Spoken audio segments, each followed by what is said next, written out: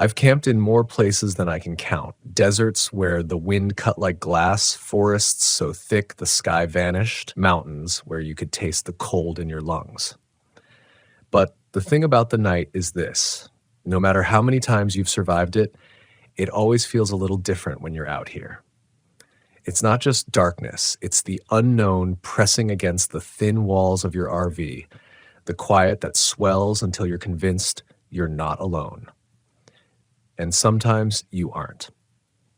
My name's Daniel Reeves. I'm 52 years old, born and raised in rural Montana, the kind of place where you learn to read weather and people long before you can read books.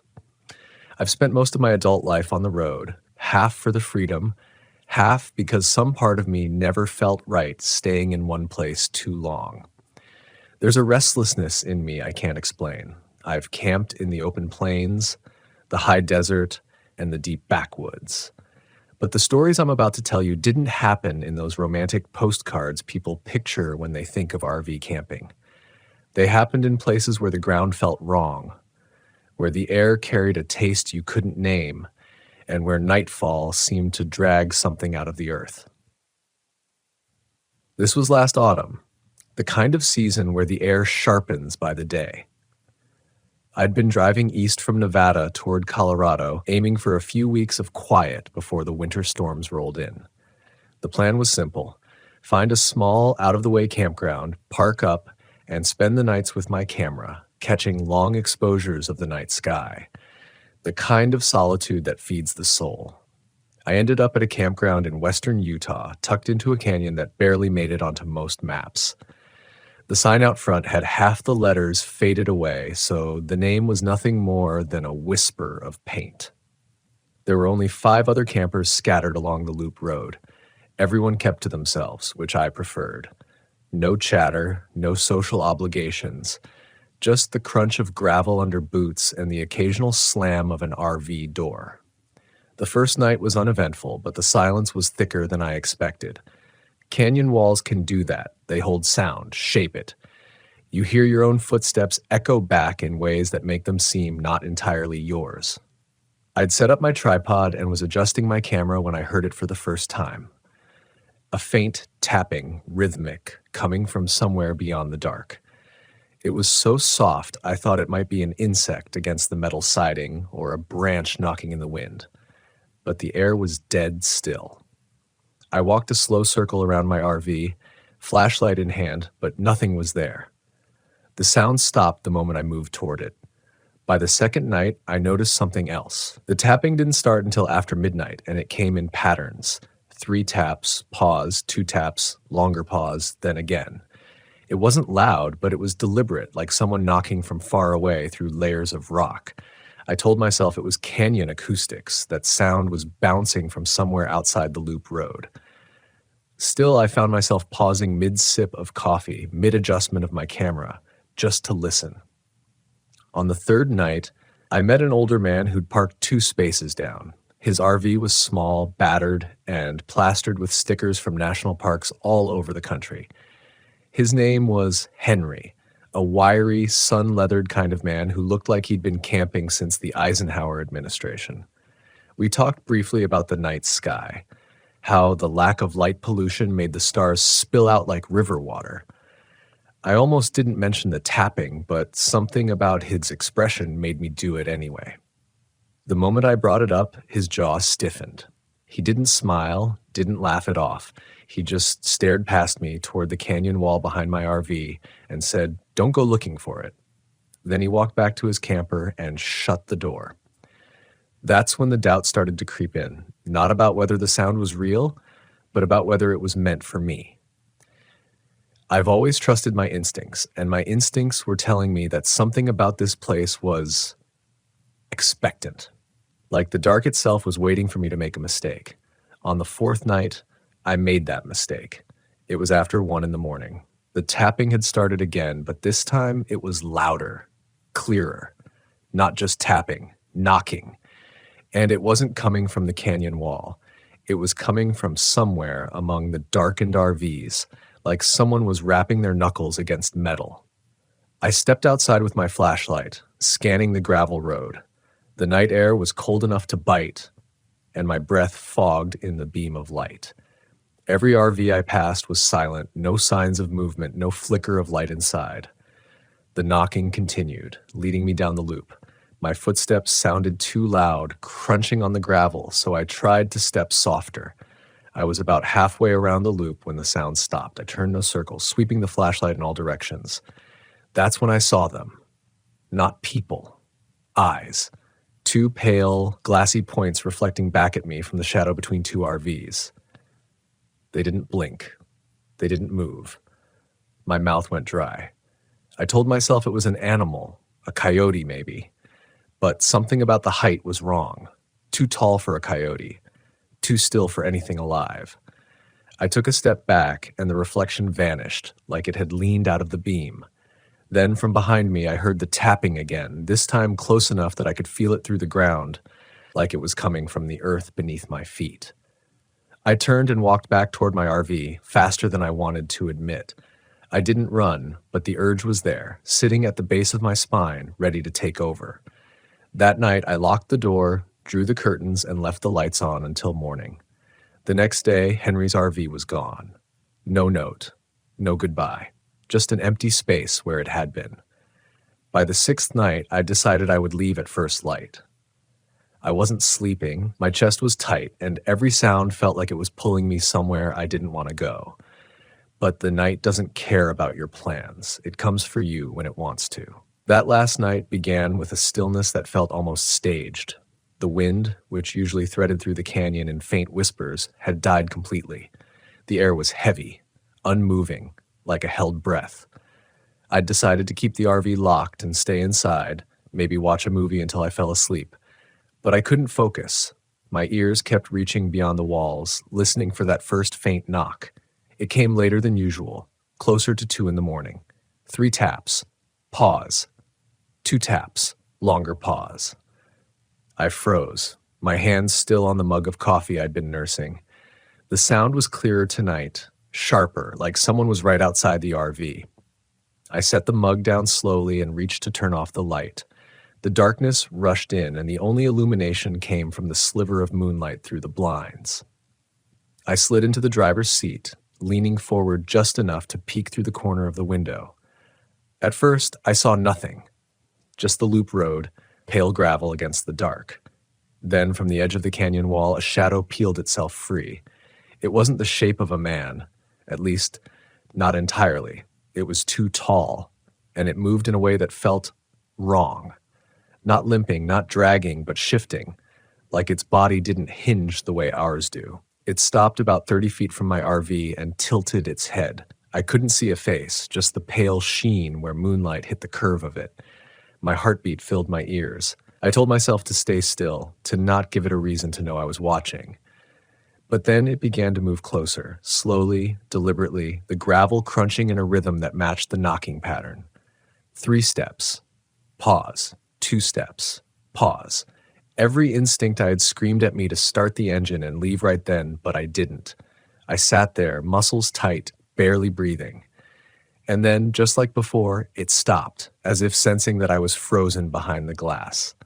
That's when I felt it, a vibration under my feet. Not from the footsteps, but from beneath the RV. A faint, pulsing tremor, as if something large and alive was moving in the ground below me. The shadow tilted its head again, and for a moment I thought I saw something extend from its side, like an arm, impossibly long, brushing the gravel. It stepped back, fading into the darkness until it was gone. I stayed in that seat until the first light of morning bled into the canyon. My muscles ached, my throat was dry, and my eyes burned from staying open. When I finally stepped outside, the air was still, and the ground showed no prints. But there was something else.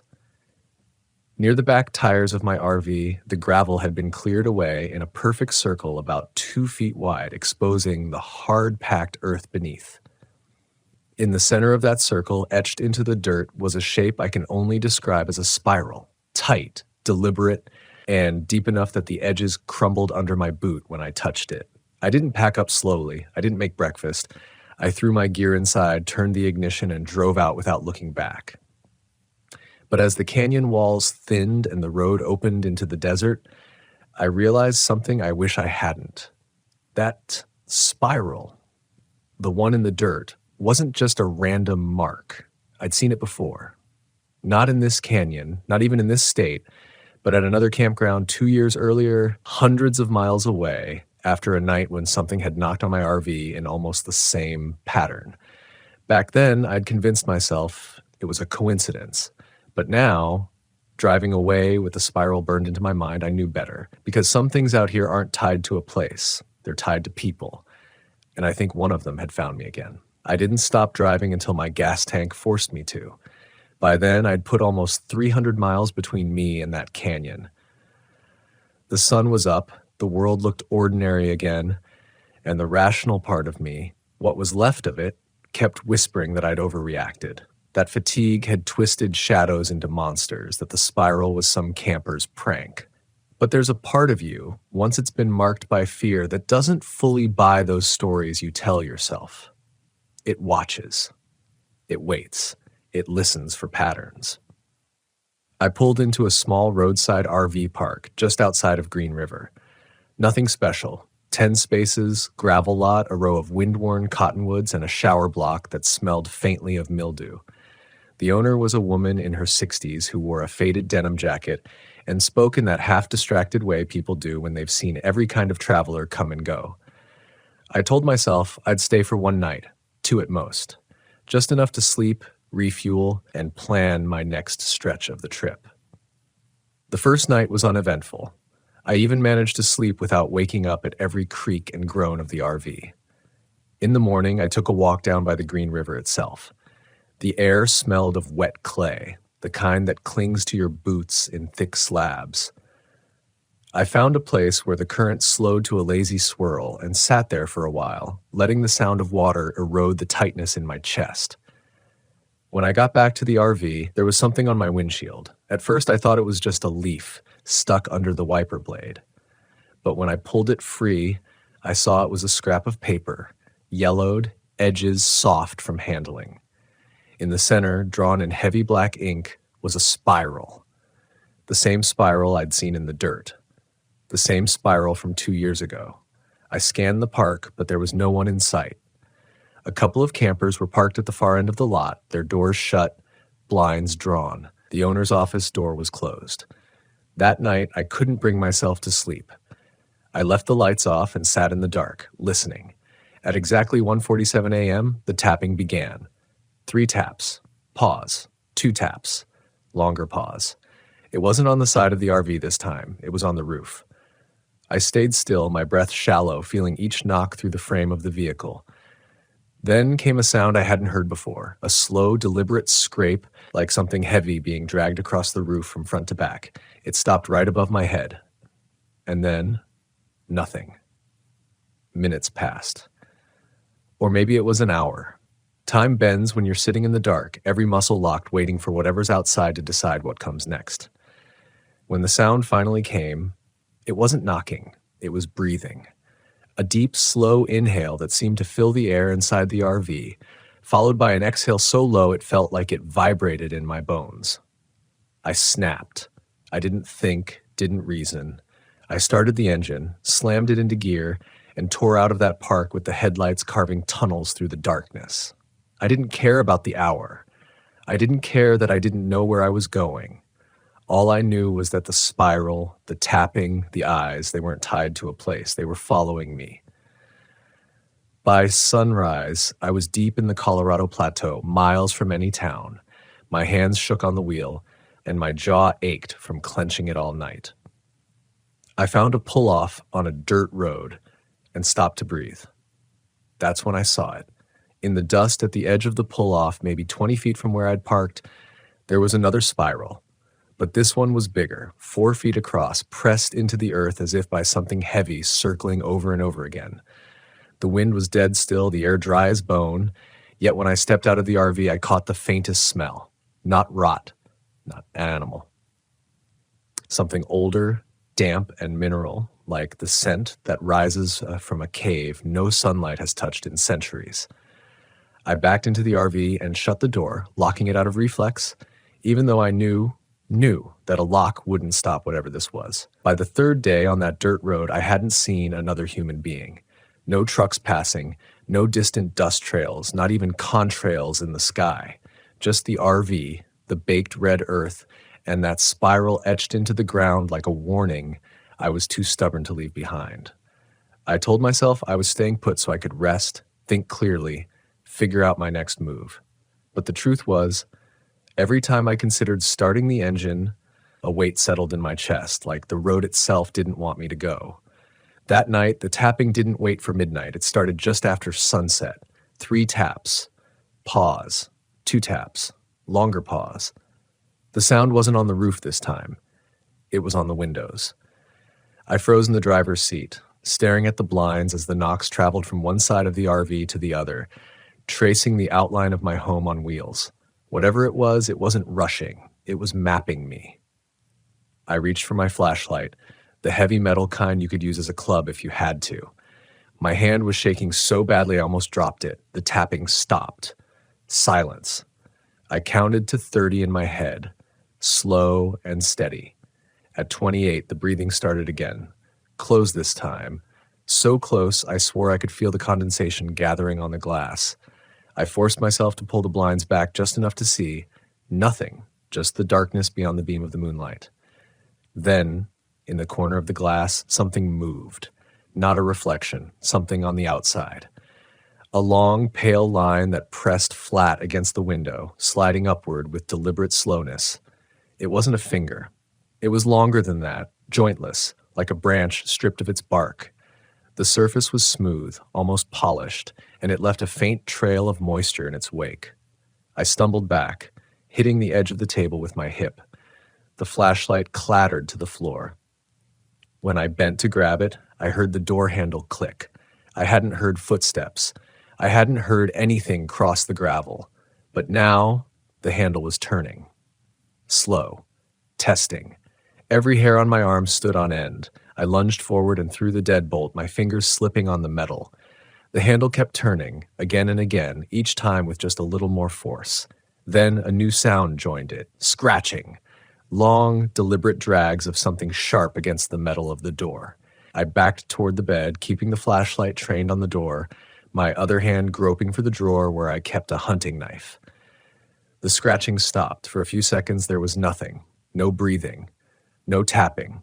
Just the hum of my own blood in my ears. Then came the sound I'd been dreading. From beneath the RV. A faint, steady thump against the floor, like something knocking from inside the earth. Each knock sent a vibration through the soles of my feet. It was deeper than the tapping on the walls, heavier, as if whatever was down there had finally decided to come up.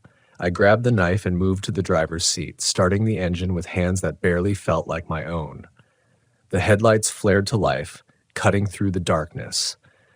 And that's when I saw it. On the ground in front of me, just beyond the reach of the light, a spiral.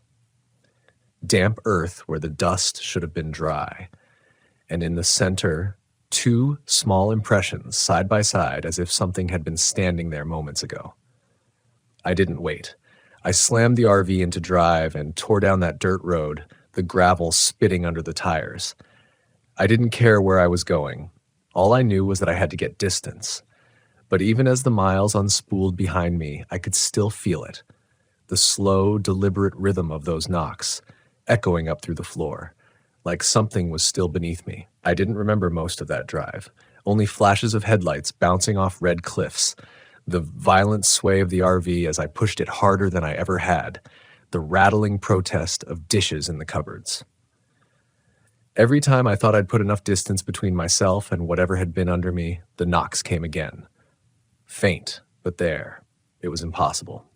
I was moving at 60, sometimes 70 miles an hour, over stretches of highway, and still the sound pulsed up through the floor like it was part of the RV itself. My mind kept clawing for explanations, mechanical failure, loose paneling, but deep down I knew better. The road signs blurred by until I saw one that made my gut twist. Campsite. 5 miles. I didn't want to stop. God, I didn't. But the gas gauge was low, lower than I'd realized. The last thing I wanted was to run dry in the middle of nowhere with this thing still with me. The turnoff was narrow, winding into a stretch of scrubland and scattered junipers. The moon had dipped behind a wall of clouds, and the darkness was so complete it felt physical, like my headlights were pushing through black water. When the campground came into view, it was smaller than I'd expected. Maybe a dozen sites, most of them empty. The only light came from a single sodium lamp near the registration board, flickering in and out like it was on the edge of dying. I pulled into the first spot I saw, killed the engine, and sat there in the dark, listening. At first, nothing. No knocks, no breathing, just the faint hiss of cooling metal. I told myself maybe I'd outrun it, maybe it had lost interest. But the quiet here was wrong, too complete. I forced myself to get out, legs stiff, knife still in my hand. The air was cold, heavy with the smell of damp soil. My boots crunched on gravel as I walked a slow circle around the RV, shining the flashlight under the chassis. That's when I saw them. Not one spiral, 6 of them. All around the RV, pressed into the ground as if something had been circling me while I drove. Each spiral was perfect. The grooves deep, the soil still slightly damp. The clouds shifted, letting a sliver of moonlight spill across the ground, and in that pale light I saw the impressions again, pairs of them, side by side in the center of each spiral. They weren't footprints. They were too narrow, too deep, too deliberate. A movement caught my eye. At the far edge of the campsite, just beyond the reach of my flashlight, something shifted between the junipers. Tall, lean, wrong. The beam caught the faint gleam of something smooth like polished bone before it melted back into shadow. My pulse roared in my ears.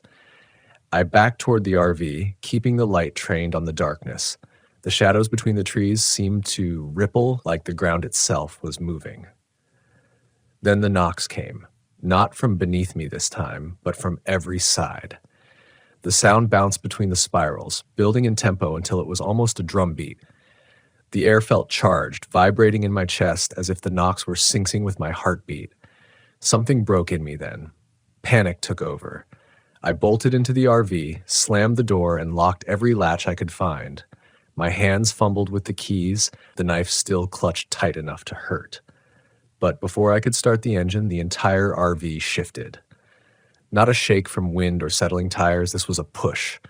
A heavy, deliberate shove from underneath, rocking the whole vehicle on its suspension. The lights inside flickered. The engine refused to turn over. And then, from just outside the door, 3 slow taps. Pause. 2 more. Longer pause. My throat tightened. Every instinct screamed that if I stayed, I wouldn't see morning. But with the engine dead, the only way out was on foot, straight into the dark, past the spirals, and toward whatever had been watching me since Utah. I didn't think about it. I didn't plan. I just moved. The knife went into my pocket, the flashlight into my hand, and I threw the deadbolt with one sharp twist. The moment the door swung open, the cold hit me. Thick, damp, carrying that mineral scent again, like I just stepped into the mouth of a cave. The spirals glistened faintly in the moonlight, each one holding its own shallow pool of water that hadn't been there minutes ago. My boots splashed through the first as I ran, the icy water soaking through instantly. The junipers closed in around me. Their branches clawed at my jacket, caught in my hair. I kept the beam low, sweeping the ground, not daring to look too far ahead. But I could hear it following. Footsteps that weren't quite footsteps, too smooth, too measured, keeping pace with me no matter how fast I moved. I veered off the main path, trying to break line of sight, but the darkness was total beyond the flashlight's cone. My breath tore in and out, the air thick enough to burn my throat. Every few seconds I glanced over my shoulder, and each time, just at the edge of the light, something shifted between the trunks. 3 taps. Pause. 2 taps.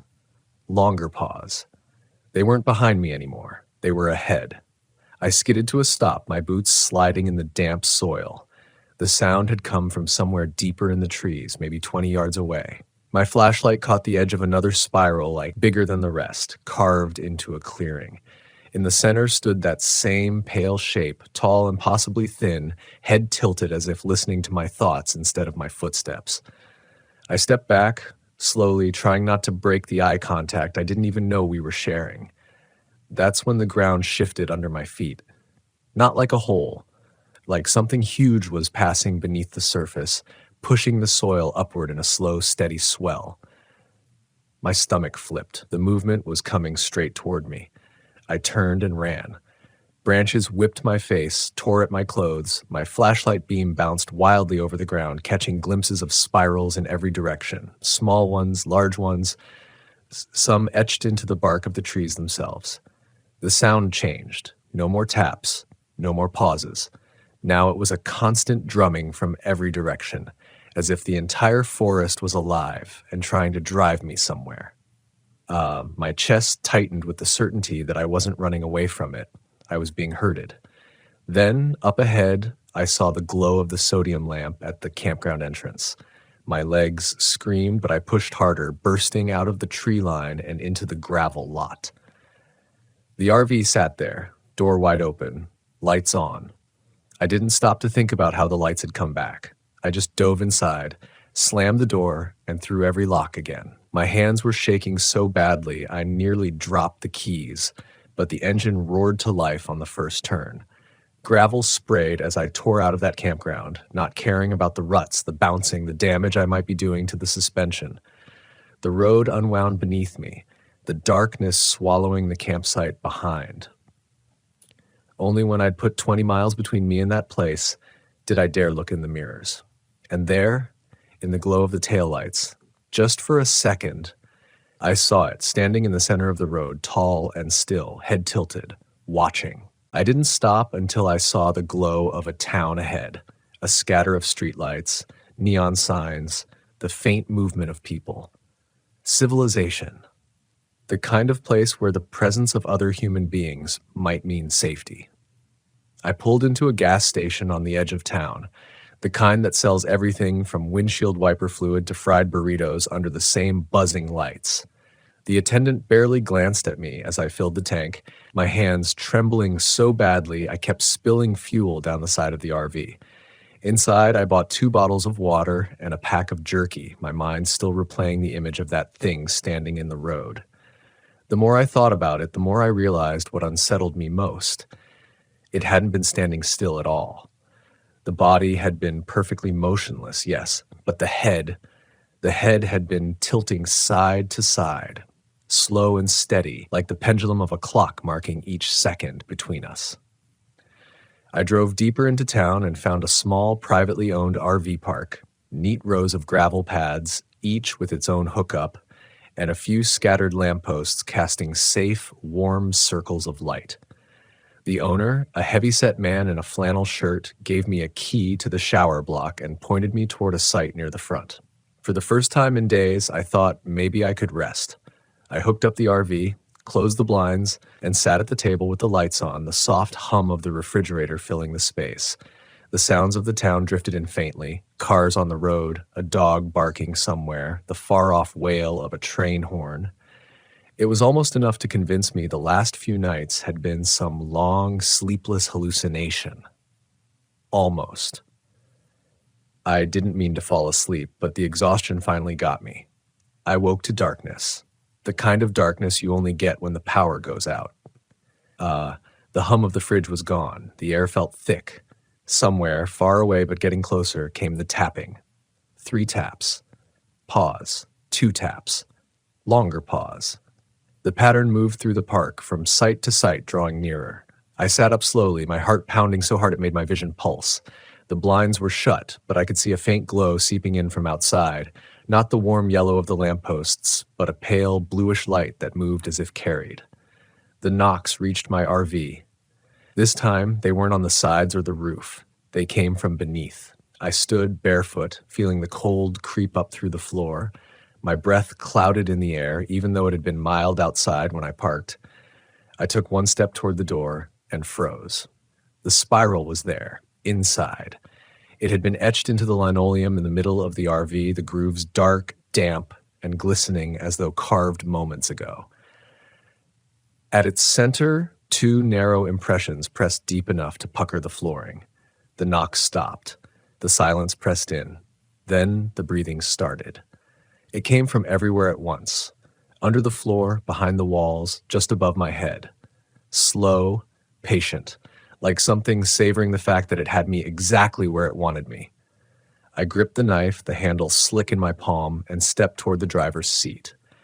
My eyes kept flicking to the spiral, expecting it to shift, to open. But before I could reach the seat, a single tap sounded right behind me. I turned, and in the dim blue glow from the blinds, I saw the head tilt in the doorway to the back room. Tall, still, waiting. I don't remember deciding to move. I was just suddenly moving. Knife in one hand, flashlight in the other, I lunged toward the driver's seat, never taking my eyes off the shadow in the doorway. It didn't step forward, didn't rush me. It just stood there, that head tilting from side to side like it was weighing something in the air between us. My keys were already in the ignition. The engine turned over hard, coughing once before catching. The headlights burst through the darkness outside, slicing across the empty park road. I slammed the gear shift forward and rolled over the gravel so fast I felt the suspension buck under me. In the rearview mirror, the RV's interior glowed faintly with that same cold, pale light, like it had been left behind, not emptied, not abandoned, but kept. The gate at the front of the park was still open, and I didn't even slow down to check for traffic before swinging back onto the highway. My heart was a drum in my throat, each beat almost drowning out the engine. I kept telling myself to just drive, to put as much asphalt between me and that spiral as I could. But 15 minutes out, I saw something that made my blood feel like ice water.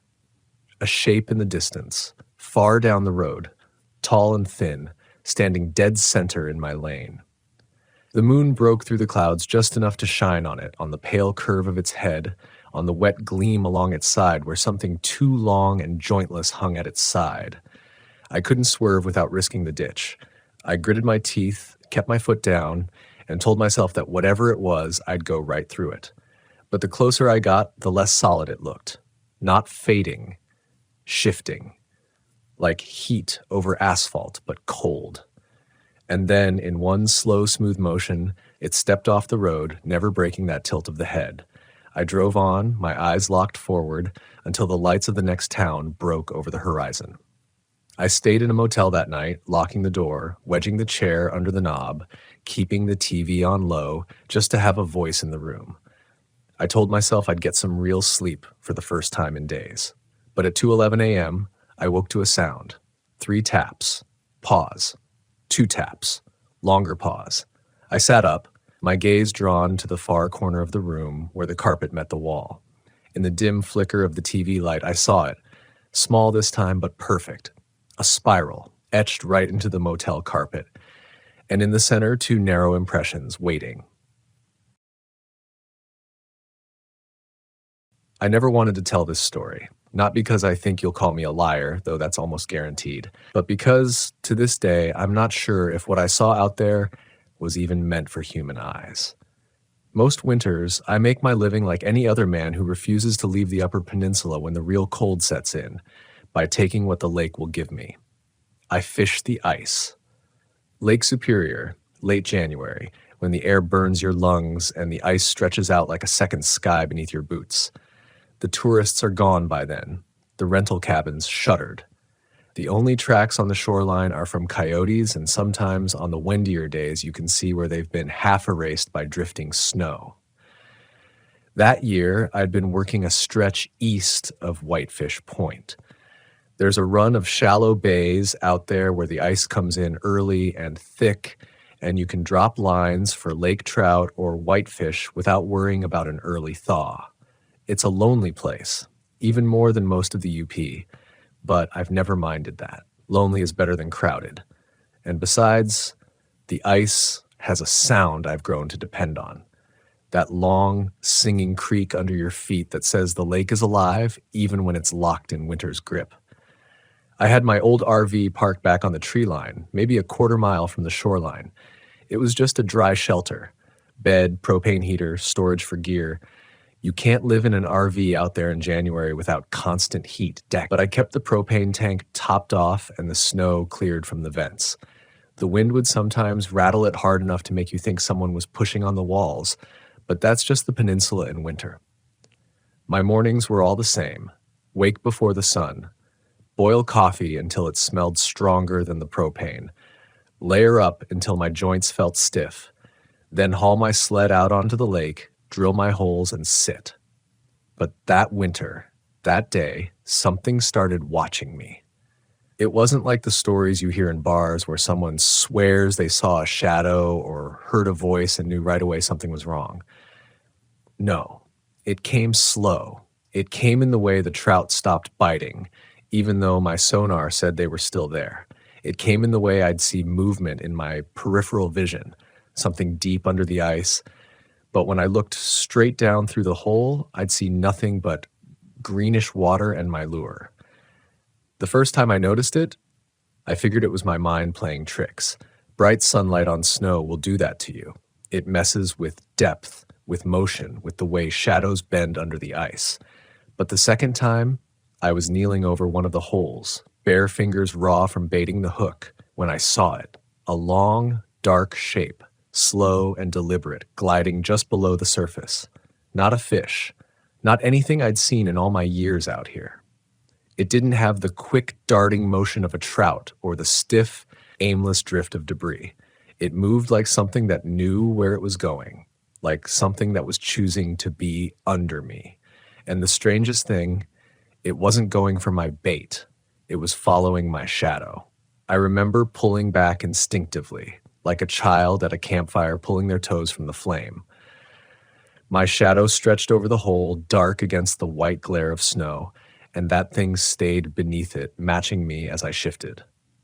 I told myself it had to be a coincidence. Maybe it was a pike, maybe a log under the ice moving with the current, but I could feel it. The attention, the way its motion seemed tethered to mine. I moved to another hole 30 feet away. The water here was deeper, and I had to strain to see far beneath the ice.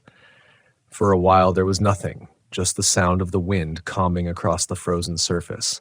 Then, there it was again, a smear of darkness moving up from below, slow and sure, until it was right under my boots. That was the moment I realized how far out I'd gone. The shoreline was a pale, low blur behind me. The RV was a smudge of color at the tree line. Out here, if you went through the ice or broke a leg, there was no one coming to help you in time. I stayed another hour, telling myself it was just some oddity of the lake. Ice plays tricks. The Superior never really freezes solid. There's always motion beneath, always change. But I packed up earlier than usual that day, looking over my shoulder every few minutes like a fool, as though I'd see something on the ice chasing me. Back in the RV, I made dinner, canned stew, black coffee, and tried not to think about it. I told myself I wouldn't mention it on the radio. Didn't want to be the guy telling ghost stories when we were already stuck in the dark months. But the next morning, it was worse. The air was still and brittle when I stepped outside. It had snowed overnight, a fine powder that softened all edges. My sled hissed across it as I pulled it toward the lake. Halfway there, I noticed the tracks. They weren't mine, and they weren't human. At first, I thought they were from a fox or maybe a stray dog. Four-toed, narrow, running in a line, but the spacing was off. Each print was too far from the next, as if whatever made them had a stride much longer than any animal I knew. And the oddest part, they stopped abruptly, right at the edge of the ice. No turning back, no sign of the animal doubling around. Just gone. I stood there for a long time, staring out over the frozen lake, the cold pressing into my cheeks until they stung. Then I shook myself and kept moving. The ice was solid. I'd checked the reports. If something had gone out onto it in the night, maybe it had just wandered far enough that the wind erased the trail. But once I was out in my usual spot, the feelings started again. That low, nagging pressure in the back of my mind, like being stared at from across a dark room. I drilled my holes, set my lines, and told myself to focus on the work. And for the first hour, nothing happened. I even pulled in a decent trout, which I set in the bucket. Then the shadow came back. This time I saw it clearly, no tricks of the corner of my eye. It was long, maybe 10, 12 feet, and thicker than any fish that could live in this bay. It didn't swim so much as shift, sliding through the water with an unnatural steadiness. And again, it was under my shadow. I lifted my arm, and the shadow moved over the ice hole. The darkness below mirrored it. I stepped back, and it followed. I stepped forward, and it rose slightly, as though reaching toward the place where my outline touched the surface.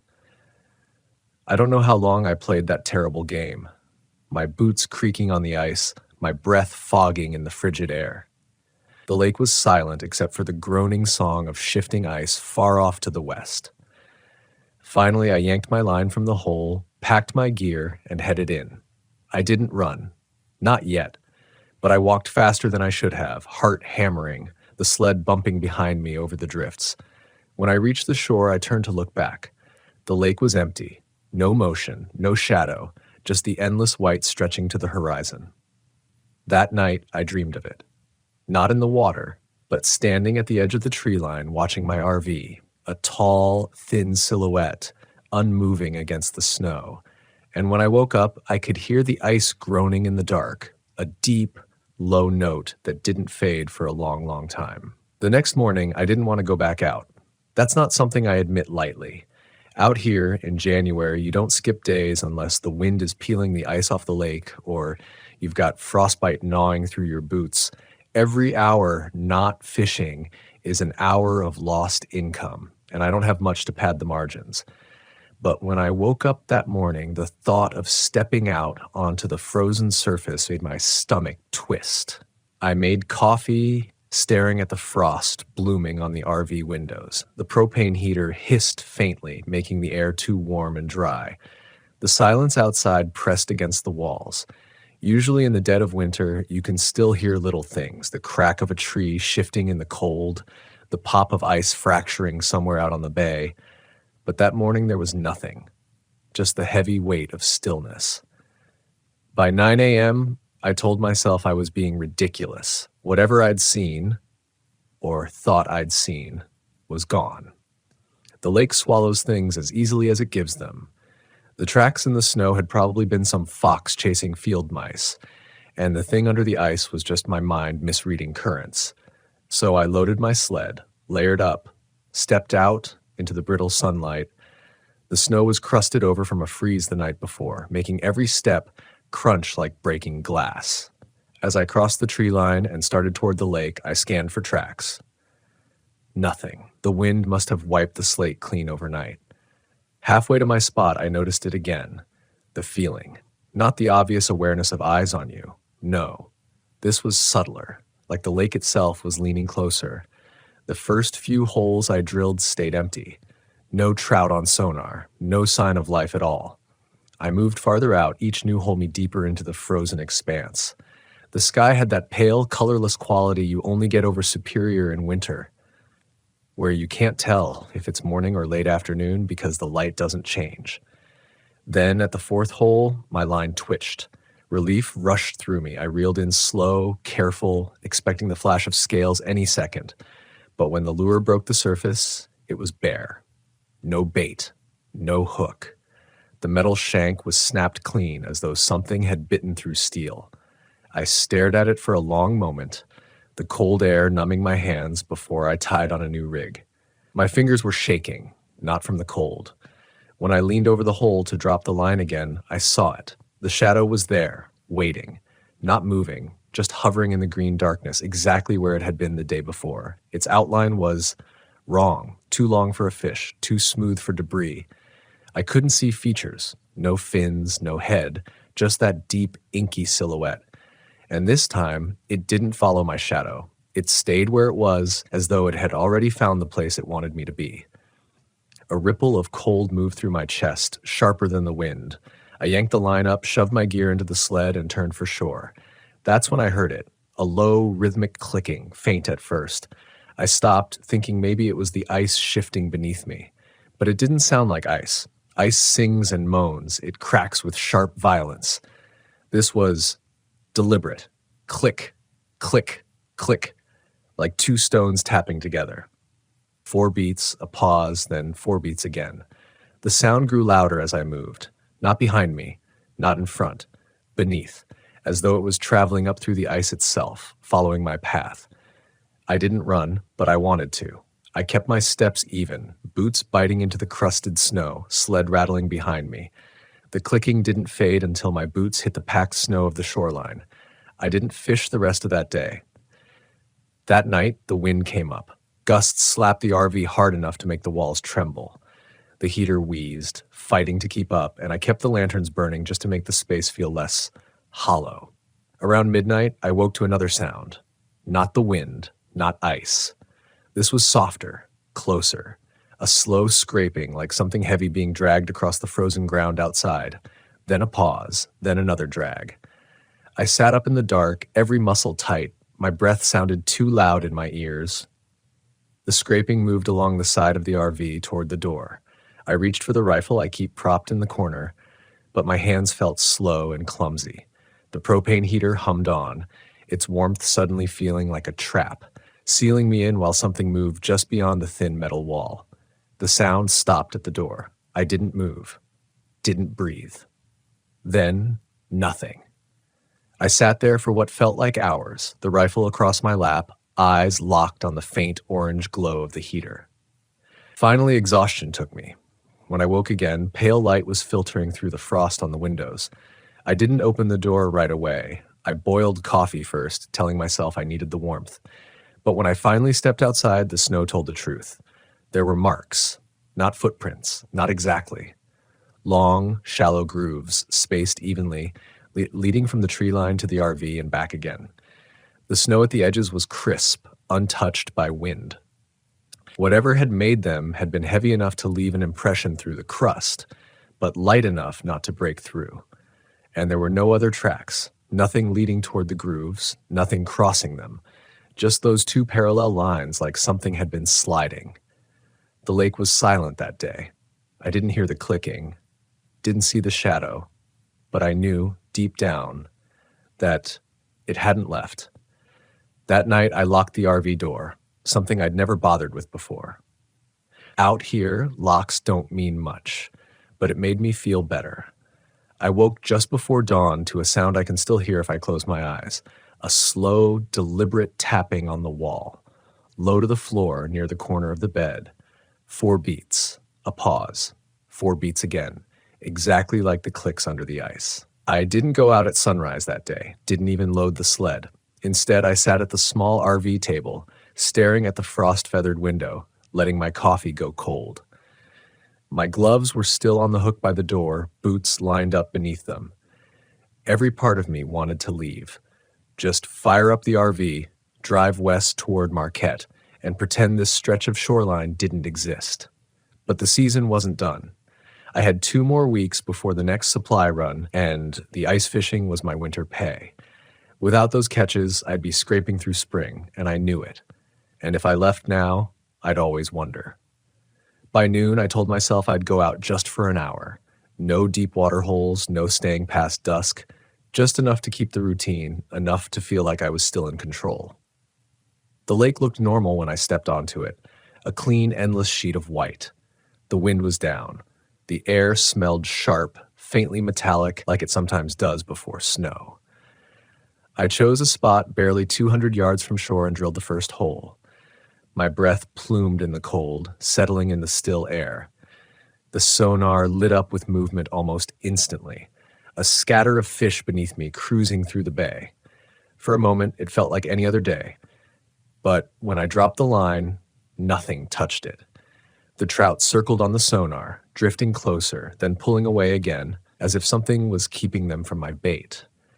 That's when I saw it, not below me, out across the ice, a faint depression in the snow sliding parallel to my position. It was far enough away that I couldn't make out details, but it wasn't an animal. Animals leave prints.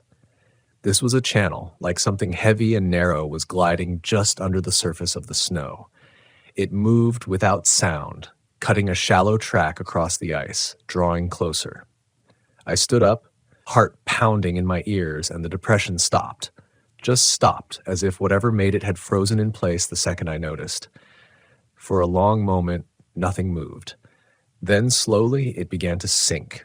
Not like melting, not like collapse, but as though something beneath the ice was pulling it down. Snow fell into the depression. Then it was gone. I reeled in my line without looking away from where it had been. Every instinct screamed to get back to shore. The first step toward the RV felt like breaking a spell.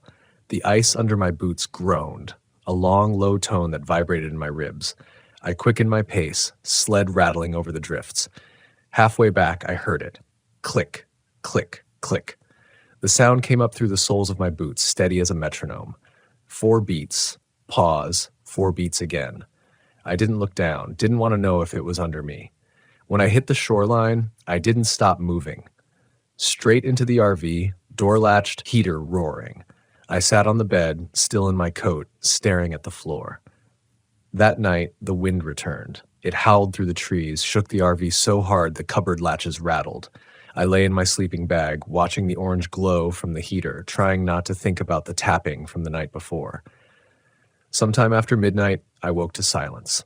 The wind had stopped. The air felt heavy, as if the whole forest was holding its breath.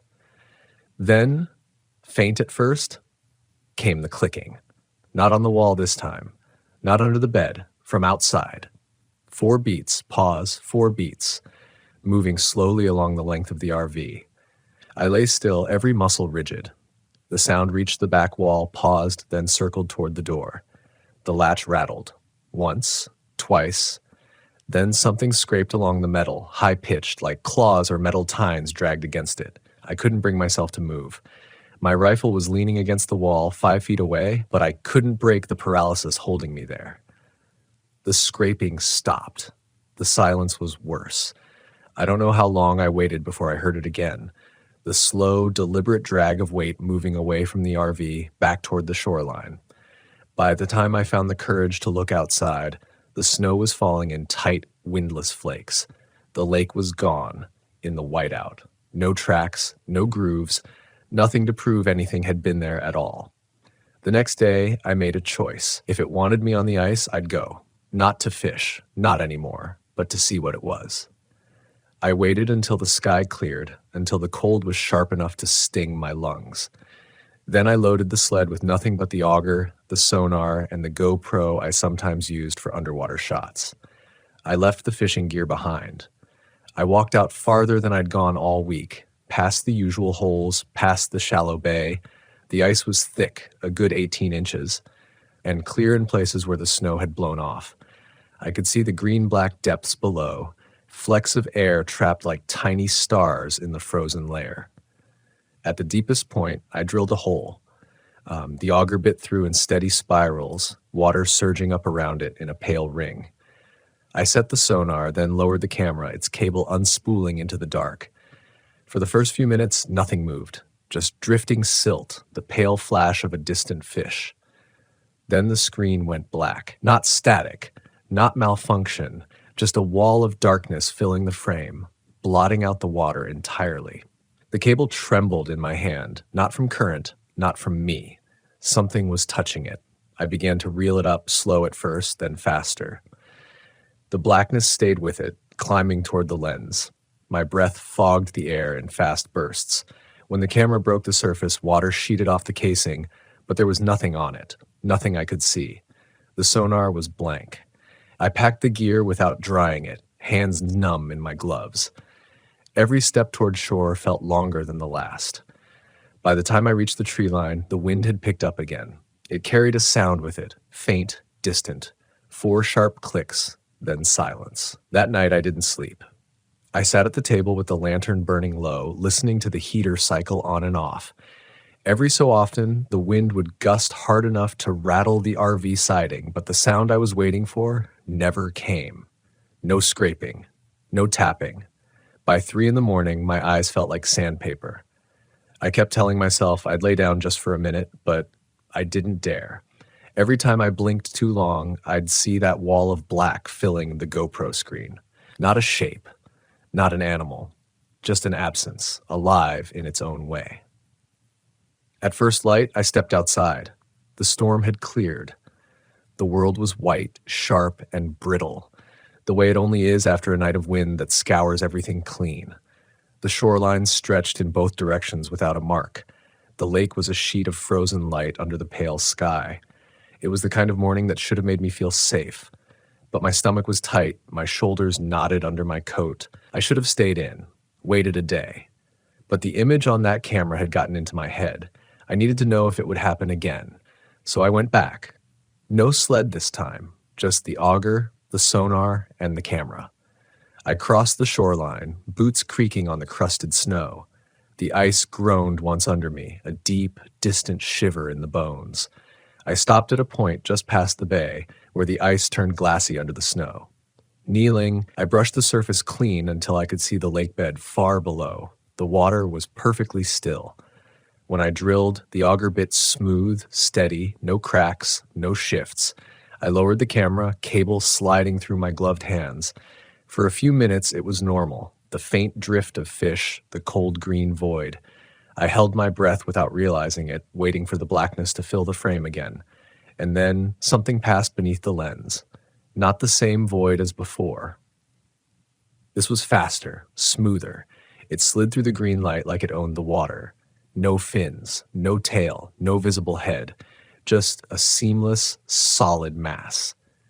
The sonar lit up, not with the scattered blips of fish, but with a single, massive return. I couldn't tell if it was rising or circling. I began to reel the camera back in, my gloves sticking to the cold metal of the handle. The screen swam with movement now, flashes of darkness like the thing was spiraling tighter around the lens. And then the cable jerked. Not a snag, a pull. Hard enough to drag the camera out of my hands and send the reel spinning. My reflexes kicked in. I grabbed the cable, feeling it vibrate as if something below was testing its strength. The pull came again, harder.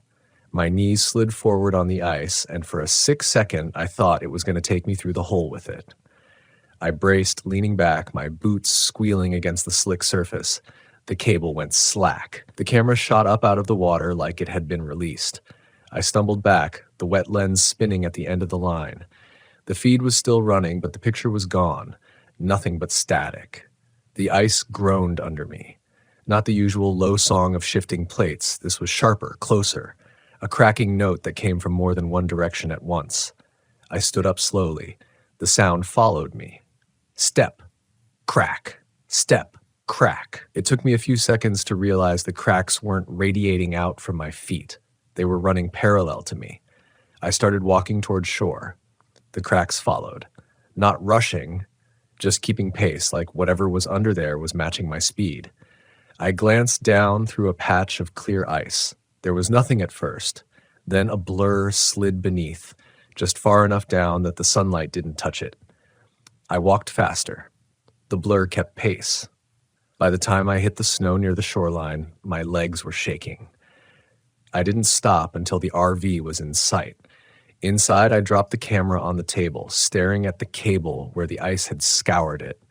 In places, the outer sheathing was frayed, not cut, not bitten, but worn, as if it had been rubbed against something rough. I made the decision right there. One more day, one more try. Then I was leaving. If I could get one clear shot of that thing, I'd have proof. Proof I could take to someone who'd know what it was. Proof I hadn't lost my mind. But deep down, I knew that wasn't why I wanted to go back. I wanted to see it again. The next morning was colder. The kind of cold that freezes the inside of your nostrils before you've walked 10 steps. The lake was so still it looked dead. No wind, no sound, not even the distant whump of shifting ice. I carried the camera in one hand, the auger in the other. No sonar this time. I didn't want to know where it was before I saw it. I walked farther out than I ever had. The shoreline was a flat line behind me, the RV invisible against the trees. The horizon ahead was just white meeting pale sky, no hint of land in any direction. When I drilled the hole, the sound of the auger felt too loud, like it was echoing under the ice for miles. I set the camera, lowered it slowly.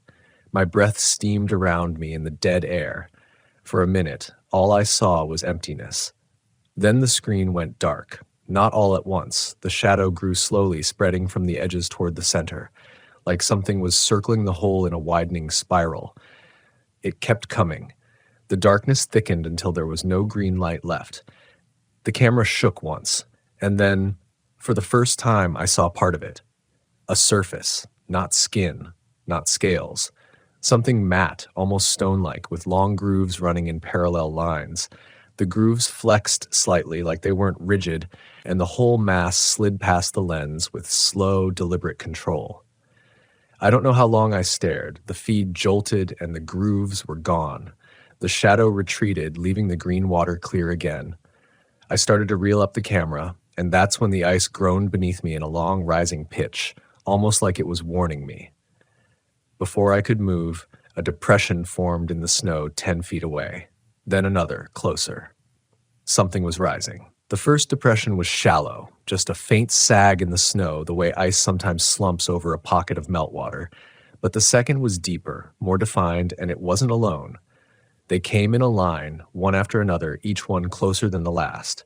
No noise, no vibration, just the snow caving in smooth ovals, like something was pressing upward from underneath. I backed up a step. My boot creaked on the ice. The line of depression stopped.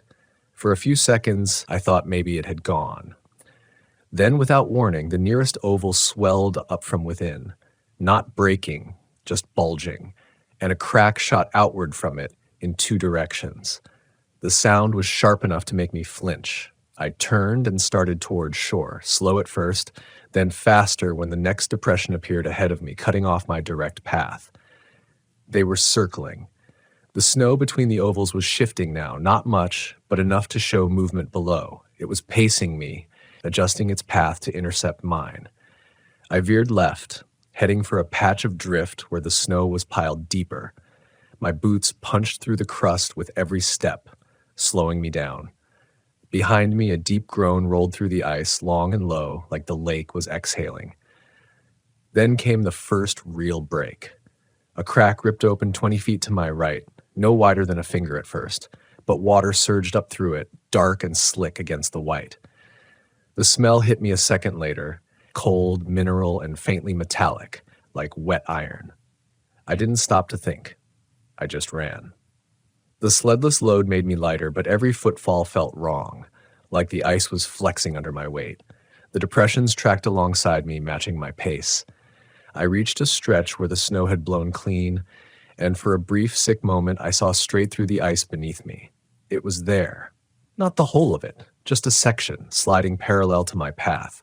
Those same long grooves, each one lined with something that caught the light like damp enamel. They pulsed once in perfect unison, and I swear I felt the vibration travel through the ice into my bones. The shore was still 100 yards away when the wind came up out of nowhere. 1 second it was dead calm. The next, a wall of powder was blasting across the lake, blinding me. I dropped into a crouch, shielding my face, trying to find some reference point through the white. The snow hissed over the ice like sand, erasing every line, every mark. And in that hiss, I heard it. Click, click, click. 4 beats. Pause. 4 beats. Closer now. Too close. I couldn't see the depressions anymore. Couldn't tell where it was. I just moved, head down, legs burning, every step a gamble on whether the ice would hold. The wind shifted once, and through the brief gap in the snow, I saw the tree line. It was closer than I thought, maybe 50 yards. I pushed harder, lungs tearing in the cold, boots slipping on the polished ice under the snow crust. The clicking followed, sometimes directly beneath me, sometimes off to the side. 10 yards from shore, the ice let out one last groan, so deep and loud it felt like it was inside my head, and then it went silent. I didn't look back. I hit the snow-covered ground at the shoreline, boots sinking into something solid for the first time in minutes. My legs didn't stop moving until I reached the RV and threw myself inside, slamming the door and locking it. The heater was still running. The lantern still burned on the table. It looked exactly the way I'd left it, as if none of it had happened. But I knew it had. I stood there, coat half unzipped, gasping in the too warm air, staring at the floor. My gloves were wet through, not from snow, but from ice water that had soaked the palms. That night, I sat with the rifle across my lap. I didn't touch the lantern, didn't eat. I just listened. For hours, there was nothing. Then, sometime after midnight, the clicking came again, faint, under the floor. Not on the ice this time, under me. I didn't breathe for a full 5 seconds. The sound wasn't muffled by distance anymore. It was right beneath the floor, a thin, deliberate click, click, click that traveled from one end of the RV to the other, like someone or something was pacing under my feet. The heating fan rattled faintly in the silence between each sequence. The whole frame of the RV felt taut, like it was listening too. I slid off the bench seat without making a sound, careful not to let the rifle stock tap the table.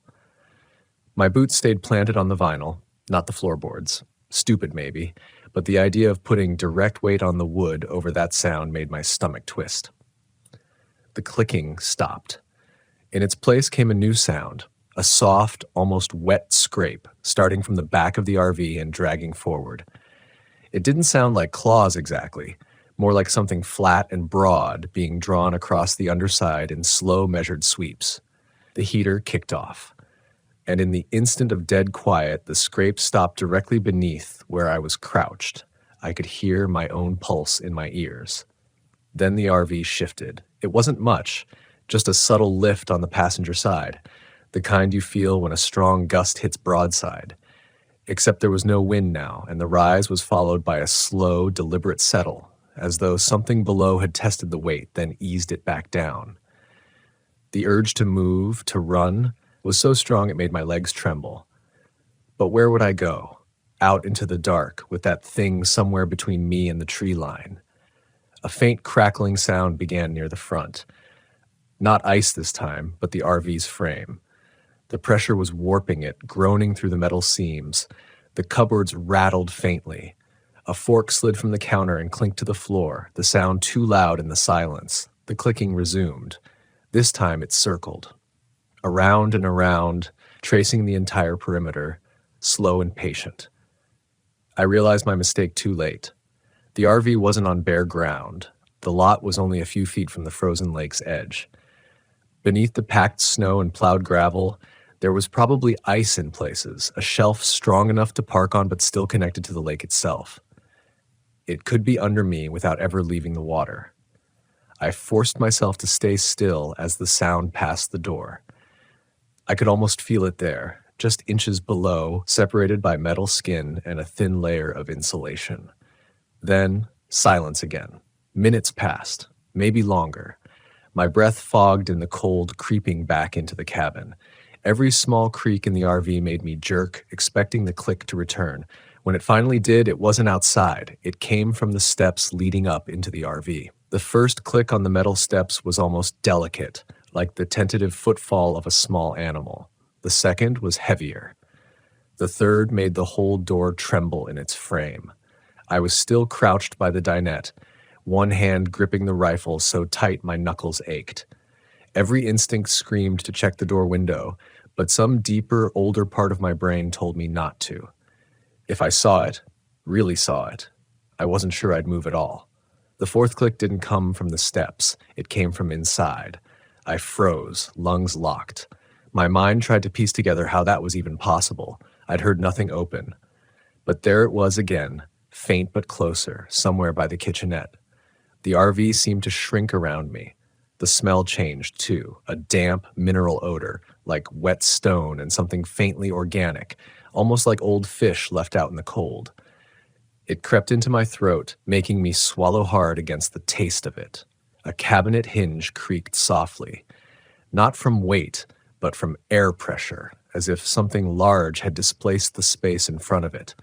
I edged the rifle up to my shoulder, trying to quiet the sound of my boots shifting on the vinyl. I still didn't look directly. I kept my gaze just off to the side, in the corner of my vision, hoping movement would register before detail did. A shadow broke the dim light from the window. It was wrong, too low, too flat, yet stretching further than it should have. I realized it was my own shadow, but elongated, distorted across the floor in ways that didn't match my body's shape at all. Something else was bending the light.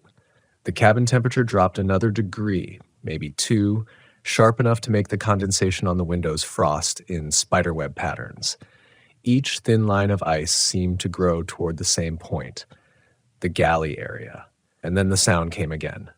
Not clicking this time, not scraping. Something like a slow, shallow inhale. Whatever was in here was breathing.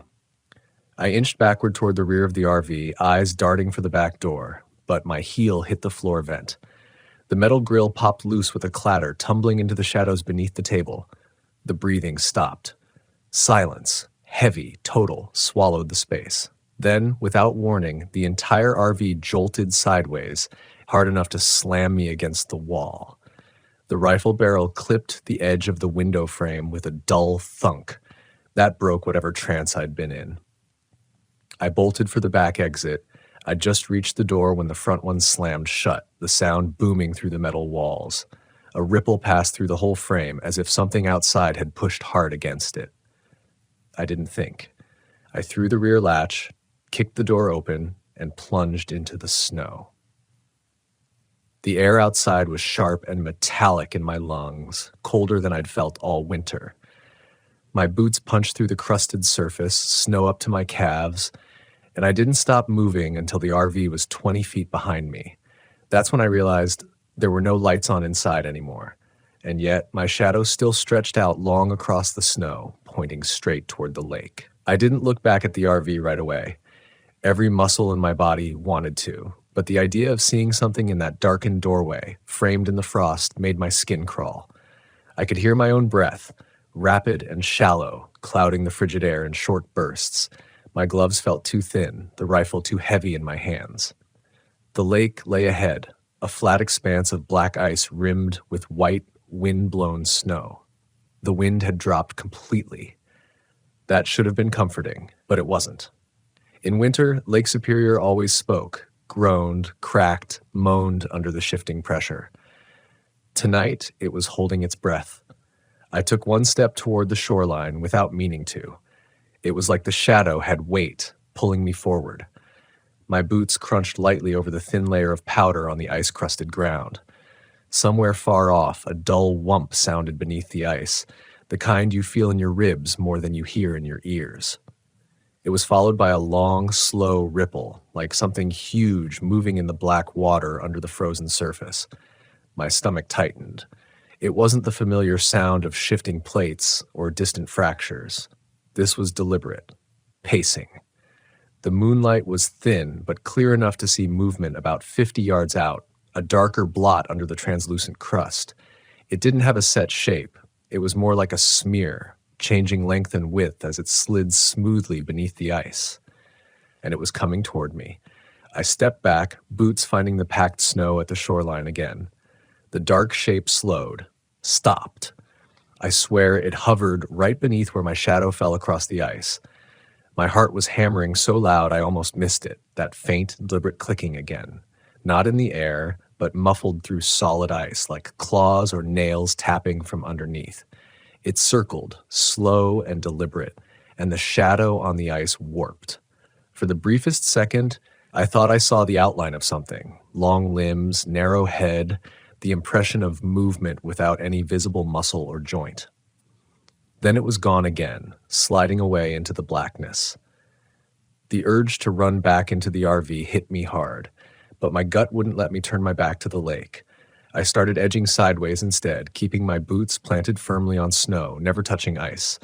But the shape under the ice followed, always keeping perfect pace, always right beneath my shadow. I made it 20 yards down the shore before my boot hit something solid. I looked down. The snow was shallower here, and half buried in the crust was a pale, smooth arc about a foot long. Bone, not from a fish, too thick for deer. I bent, brushing away the frost, and my stomach lurched. It was a human femur, the rounded head still intact, gnawed clean in places. The ice beneath my shadow pulsed with movement, and that's when I realized the thing wasn't avoiding my fishing holes earlier that night. It was waiting for me to come to the ice with no shelter behind me, nowhere else to run. The clicking grew louder, sharper, and the black shapes swelled in size under the frozen skin of the lake. The sound under the ice grew into a rhythm, like something pacing in tight circles. My breath was frosting my scarf so fast it stiffened against my face. I tightened my grip on the rifle, not because I thought I could shoot through 6 inches of ice and black water, but because it gave my hands something to do besides shake. The moon slid behind a low stretch of clouds, and with it went my last reliable light.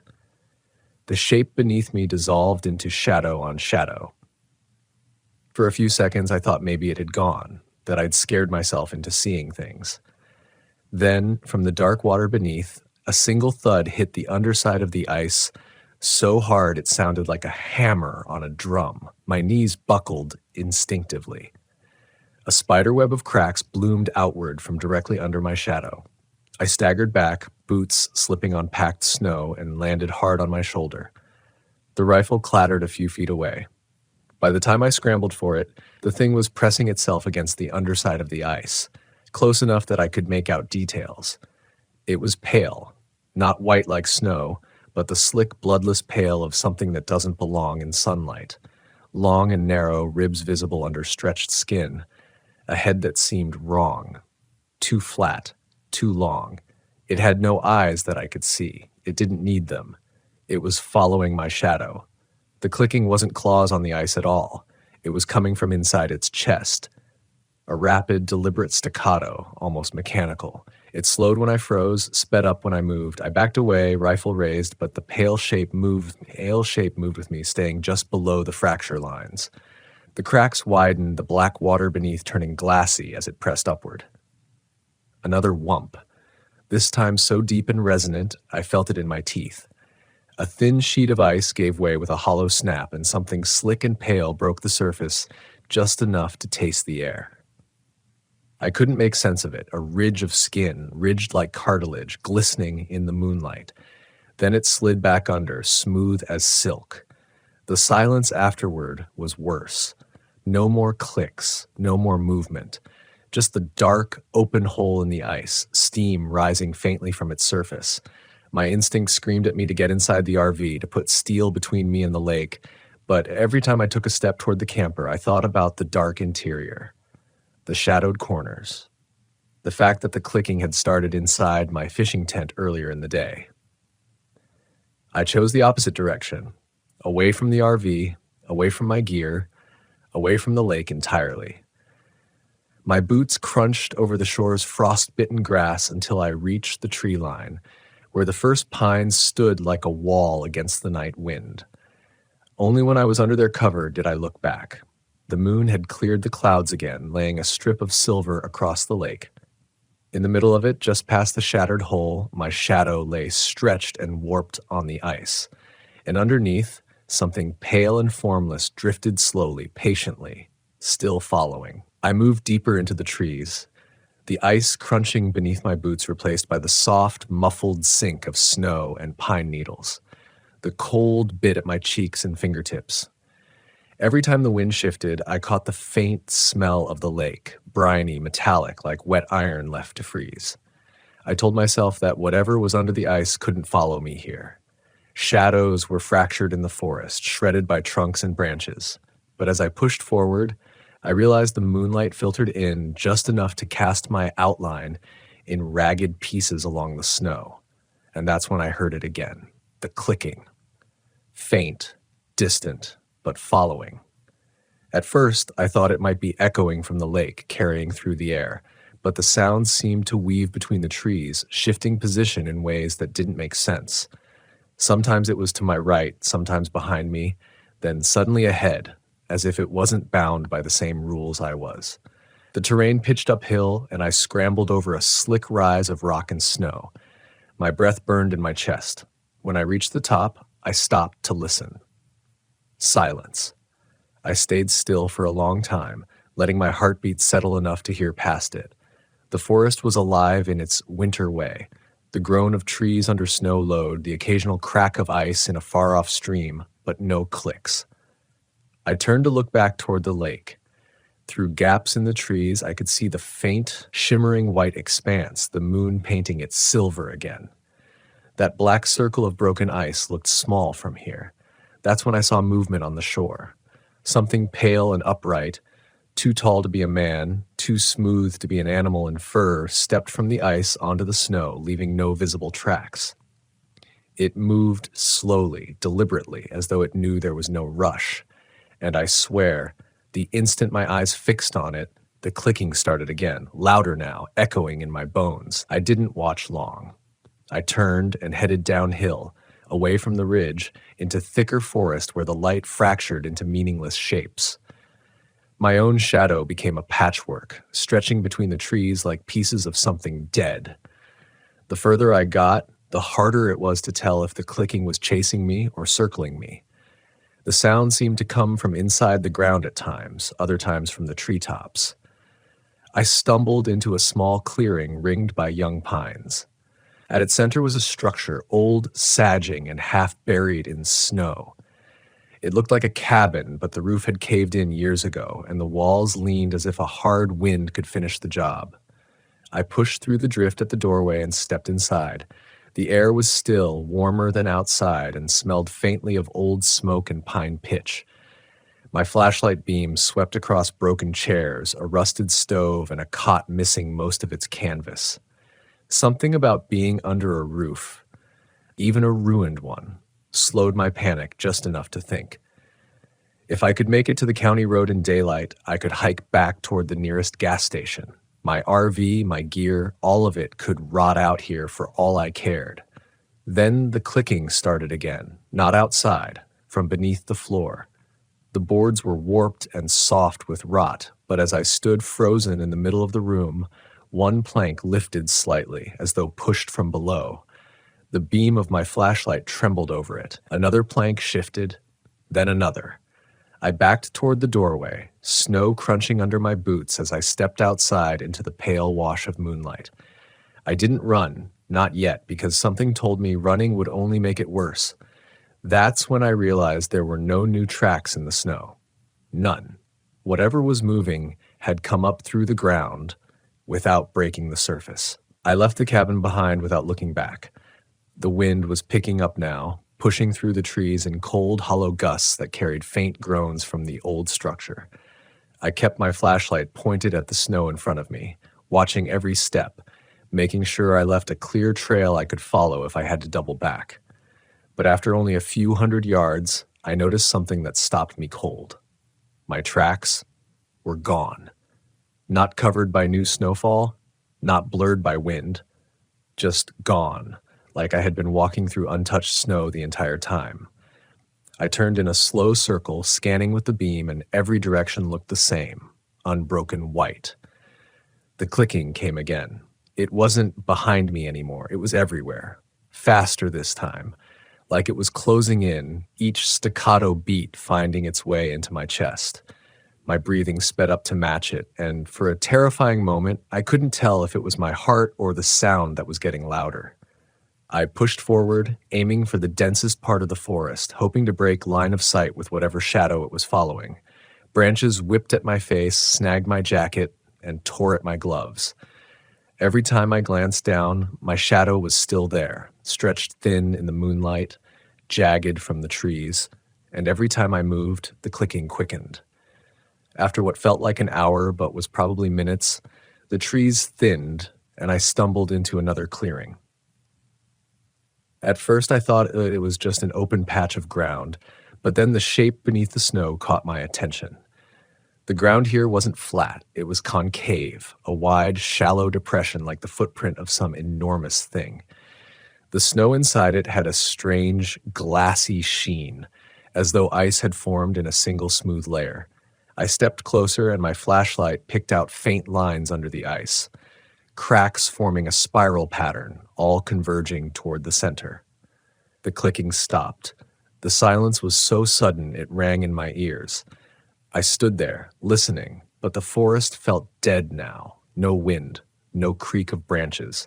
Then, from the center of the depression, the ice bulged upward, slowly at first, then with enough force to send fine cracks racing outward.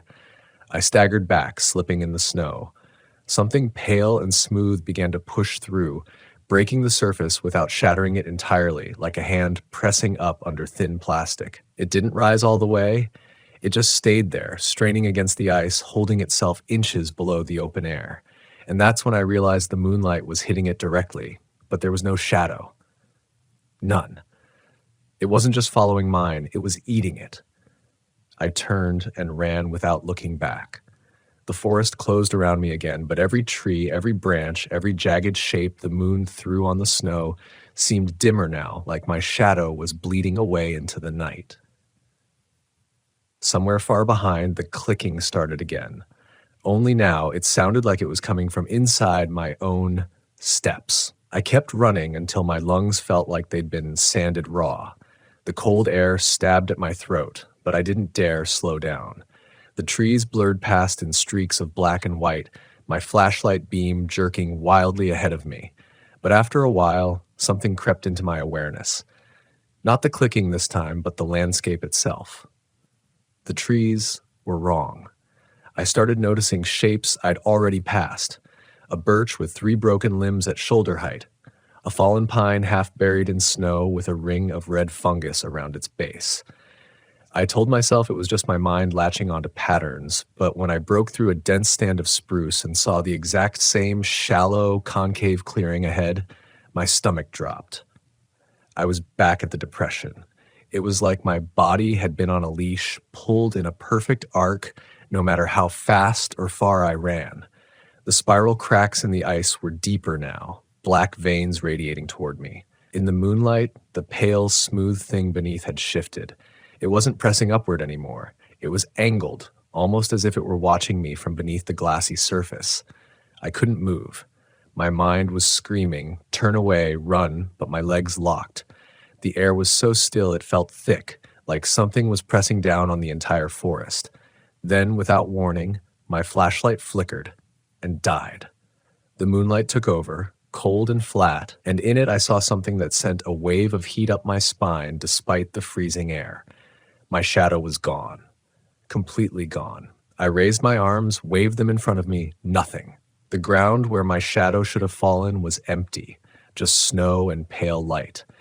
But out on the ice, in the exact center of that spiral, something moved in time with me. It wasn't a reflection. It wasn't a mirror. It was me. But not quite.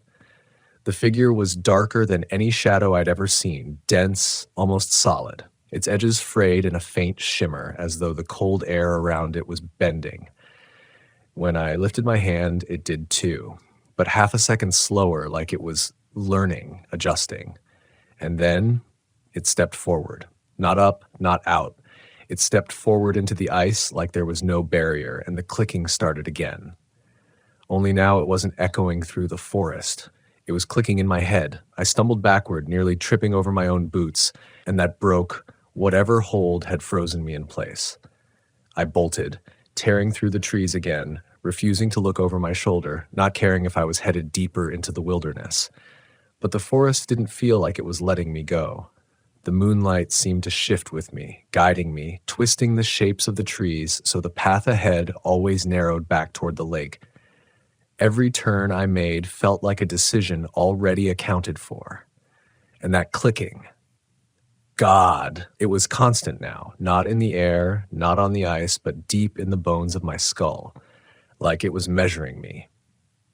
I don't know how long I ran before I saw the faint glow through the trees. A dull amber light, the kind you'd see bleeding from the window of a cabin. My heart leapt. I didn't care whose it was. I'd take my chances with any human being over whatever was out there. When I broke through the tree line, the relief turned instantly into confusion. It was my ice fishing shanty, the same one I'd left hours ago. Only, it was dark inside. And through the frost-crusted window, I could see my own shape sitting there, perfectly still, head bowed toward the hole in the ice. I froze at the edge of the clearing, my breath coming in sharp, ragged bursts that steamed in the air.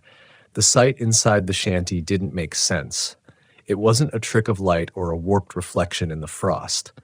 That was me sitting inside. Same parka, same torn glove on the left hand, same knit cap with the frayed edge. Even the posture was mine. That slouched, hunched-over way. I sat when my back was killing me after a long day, but that the fishing rod wasn't in its hands. In fact, its hands were nowhere near the hole in the ice. They were resting on its knees, perfectly still, head slightly bowed, waiting. The longer I stared, the more my skin prickled with that primal animal awareness that something wasn't right. Not just because it looked like me, but because it knew I was there. I could feel it, the same way you know someone's staring at you in a crowd. That invisible tether between two sets of eyes. Slowly, the head lifted. Even through the frost, I could see the eyes, or what should have been eyes. Instead, there were just pits of black, as though the light itself was swallowed. And then, it smiled. It wasn't my smile. Something about it was too deliberate, too controlled, like it was trying the expression on for size, figuring out how my face worked. The lips moved too slowly, the teeth too still. The clicking started again. Not outside, not in my head, but from inside the shanty. A steady, deliberate metronome keeping time with the pulsing in my temples. I stepped back without meaning to. My boot crunched in the snow, and instantly the figure inside moved. Not in a normal way. It didn't stand. It was just there, suddenly closer to the window. The transition so fast my eyes couldn't track it. My own face just inches behind the frost, watching me. The clicking grew louder, matching the rhythm of my heartbeat until I couldn't tell which was which. My vision tunneled, my body screaming at me to run, but my legs felt locked, heavy, as though the snow had risen up around them. Then its mouth moved. Not in words, not really. The lips formed the shape of something, and the sound that followed wasn't speech at all, but a low, wet creak, like ice under pressure. And somewhere deep in my head, a thought bloomed, as clear as if it had been spoken. You're in the wrong place. The clicking stopped. The silence that followed was worse. Because in that stillness, I realized the window no longer separated us. I blinked, and the world had shifted. The cold was different now, sharper, more immediate, biting into my face and lungs in a way that told me I wasn't outside anymore. I turned my head, and the frost-covered interior walls of the shanty loomed inches away. My fishing line dangled slack into the dark hole in the ice, no sign of a bite, no ripple on the surface. But when I looked through the little square window, I saw me, standing out there in the snow, a few yards from the shanty, shoulders hunched against the wind, the exact way I had been just seconds ago. My boots, my torn glove, even the faint tilt of my head, like I was listening for something. The me outside didn't move at first. Then, slow as dripping sap, its head turned toward the shanty. I swear the smile was bigger this time. A gust rattled the walls, and something deep beneath the ice groaned, a long, resonant sound that traveled through my boots and into my bones. I grabbed the door handle, meaning to throw it open and run, but it wouldn't budge. The metal was icy cold, biting through my glove, and no matter how hard I pulled, it was like the hinges had frozen solid. Outside, the thing that looked like me took a step forward, then another. Its boots didn't crunch in the snow. There was no sound at all. The clicking started again, but this time it came from directly beneath my feet, a steady, mechanical beat rising from the black water below. I backed away from the hole, my breath fogging the air, eyes darting between the ice and the window. And that's when the line twitched. Not just a little. It yanked, the tip of the rod bending violently toward the water. A part of me wanted to drop everything and run to the corner, to stay as far from that hole as possible. But another part, the part fishermen live by, reacted on instinct. I grabbed the rod and pulled. Whatever was on the other end wasn't fighting like a fish. It was pulling in long, deliberate tugs as if it was reeling me in. And then from the darkness in the hole, something pale began to rise. Not ice, not fish. Fingers. The fingers didn't break the surface. They just hovered there in the black water, swaying slightly with the current, inches below the ice. They were too long, thin, almost twig-like, but jointed wrong. The nails, if that's what they were, caught the faint lantern light, dull and gray, not like keratin, but like worn stone. I dropped the rod so fast it clattered to the floor.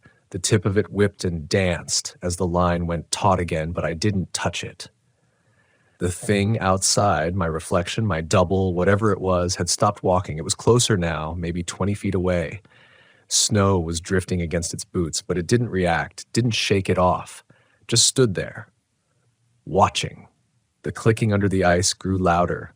The fingers shifted, curling in a beckoning motion. I backed up until I hit the far wall of the shanty. My lantern hissed softly, the only warm thing left in the world. My breath was sharp in my throat. The urge to smash through the window, to break out into the storm, was fighting with the feeling that if I left, I'd step right into whatever trap had been set for me. The ice beneath the shanty cracked. Not a subtle sound, a sharp, bone-snapping pop that ran under my boots and out toward the lake. And then something else happened, something that made my gut twist. The me outside turned and looked down. It crouched, pressing a gloved hand to the surface like it was feeling for the movement below. Then it knelt, lowering its face until it was nearly touching the ice. The clicking stopped. From the hole at my feet, a sound began to rise. Not water, not wind, a voice. It was muffled, distorted by ice and depth, but I knew it. It was mine. Calling for help. I froze. Every instinct screamed to recoil from the hole, but the sound of my own voice, panicked, ragged, echoing up from black water, had me locked in place. Help me, please. It wasn't just words. There was a desperation in it that made my skin crawl because it felt real. Not like hearing your own voice on a recording, but like listening to yourself from another room, another life. The me outside stayed crouched, one gloved hand flat on the ice, head still bowed. I could see no fog from its breath. The voice below rose again, louder this time. Pull me out. It's so cold. I can't feel my hands. The part of my mind that had fought storms, fixed gear in sub-zero wind, and kept calm through fishing accidents wanted to reason through it. Maybe I was hearing something carried by the lake, a trick of wind tunnels under the ice, maybe a trapped diver's radio signal echoing somehow. But the pitch, the cadence, the tiny vocal hitch before each breath, that was mine. I stumbled backward until my shoulders slammed against the shanty wall. My lantern wavered and shadows jumped. The fingers beneath the hole twitched, curling upward, stretching until the tips brushed the underside of the ice. The reflection, my double, slowly raised its head. We locked eyes. The wind outside was howling now, carrying dry snow like sand against the siding. But in that brief moment, I realized the eyes I was looking into weren't just similar. They were exactly mine. Same faint bloodshot line in the right sclera, same crease under the left. Then it moved, impossibly fast. 1 second, it was crouched by the ice. The next, it was standing right outside the shanty door, inches from the thin wood paneling. The shadow through the seam between door and frame loomed. Impossibly still despite the storm. The voice from the hole didn't stop. If anything, it grew more frantic. Don't let it take me. And then a heavy, deliberate thud against the door. Not like someone knocking, like someone testing it. The whole shanty shook. That was when the ice cracked again, louder this time. And I realized with sudden clarity that if the shanty went down, there'd be no bottom to what was waiting below. The next thud wasn't against the door. It came from directly beneath my boots. A sharp vibration shot up through the floorboards, rattling the lantern glass. I jumped back, eyes darting between the hole in the ice and the thin strip of shadow under the door. The storm outside screamed like it was being funneled through the shanty itself, every gust shaking the walls harder than the last. Another crack rippled out from the fishing hole, a jagged white line spidering toward my left boot. My mind made the decision before I did. The shanty wasn't safe anymore. I grabbed my auger and the small pack leaning against the wall. The bait bucket toppled as I slung the strap over my shoulder, spilling a few half-frozen minnows across the floor. The shadow outside shifted. Slowly. It didn't push the door in, didn't force itself through. It just waited. The voice from the hole had changed. No longer frantic. Now it was low, urgent, like a warning whispered directly into my skull. Don't open it. You can't walk where it walks. The wind chose that exact moment to slam into the shanty hard enough that the whole structure groaned, the ice beneath it making a low, drawn-out pop. I didn't have a choice. I went for the latch. The instant the door cracked open, the wind ripped it from my grip and threw it wide. Snow and ice dust blasted into my face, stinging my skin. And there it was. The shape. It was still me, but not. The stance was wrong. Legs too close together, head tilted like it had never learned how to hold it straight. Even in the whiteout, I could see that the outline shimmered faintly, like heat mirage over asphalt. I didn't wait for it to move. I threw myself sideways into the storm, boots skidding on slick ice, and ran. The first thing I realized, I had no clear direction. The shanty vanished behind me almost immediately, swallowed by swirling snow.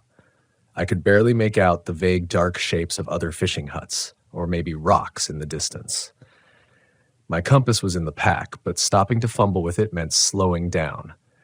I kept moving, hoping the line of shore I'd studied earlier in the day was somewhere ahead. Then I heard it. Not from behind me, from beneath.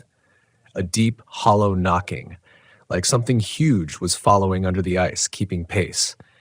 Each impact sent a tremor through my feet, the sound carrying up through the frozen sheet until it hummed in my teeth. Somewhere in that blizzard, I realized I was being herded. The dark line ahead grew sharper through the white, and for a moment relief flared in my chest. Shore, trees, shelter from the wind. But then my boots struck ice so clear it looked like glass, and through it, I saw movement. Not fish, not currents. Something massive slid beneath me, blotting out the lighter blue depths with a long, shadowed form. No tail kick, no fin break, just a slow, deliberate drift. And then a stop, exactly beneath where I stood. The ice flexed, not enough to break, but enough to make me drop to a crouch without thinking, spreading my weight. The shadow held still, almost as if it was waiting for me to move again. I pushed forward, half sliding across the surface until the black line of shore loomed close. I could make out what I thought were pines, their needles weighed down with snow. My breath was a ragged cloud in front of me.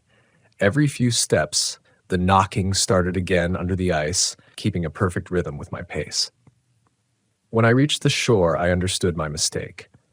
The pines were poles, tall, bare poles, dozens of them, rising straight from the ice, wrapped in tatters of fishing net and half-frozen scraps of cloth. Some nets hung with bait tins, lures, even rusted hooks. Others had something else frozen into the mesh: gloves, boots, a torn bit of orange nylon that looked like part of an ice suit. There was no land here, no escape from the wind. The knocking stopped. The snow behind me shifted, and I turned in time to see my shape step out of the white, its movements wrong, its feet not quite making contact with the surface, just an inch too high like it walked on an unseen layer. It stopped at the nearest pole, and I swear to God, it tilted its head toward the shadow still waiting under the ice. I stood there, locked between two choices that felt like walking into different kinds of graves. The pole field stretched ahead into the white, the rows forming strange, narrowing corridors as they receded. Some nets swayed in the wind, but others twitched against it, moving like something beneath the ice was pulling at them. Behind me, the shanty was invisible now, swallowed by the wall of snow. But I could feel it, somewhere in that direction, along with the shape that had been inside it. If I went back, I'd have to pass through its hunting ground again. The shadow under the ice shifted, gliding closer to the poles. My reflection wavered beneath me, only it wasn't my reflection anymore. It blinked. I picked the poles. Every step in that place felt wrong, like I was walking through something's memory. The nets scraped across my jacket when I squeezed past, their hooks catching, trying to hold me. I kept my eyes down, because each time I glanced toward the ice, I saw more shadows, moving just far enough to suggest they weren't fixed. Halfway through, the wind stopped. The silence was worse. My ears rang in the stillness, and my breath sounded like an intruder. The poles ahead leaned inward slightly, forming an arch that forced me to duck. As I passed under, a low vibration traveled up through my boots, steady, pulsing, like a heartbeat deep under the ice. I stumbled into a clearing beyond the poles. Here, the ice was dark and wet-looking, pocked with old auger holes.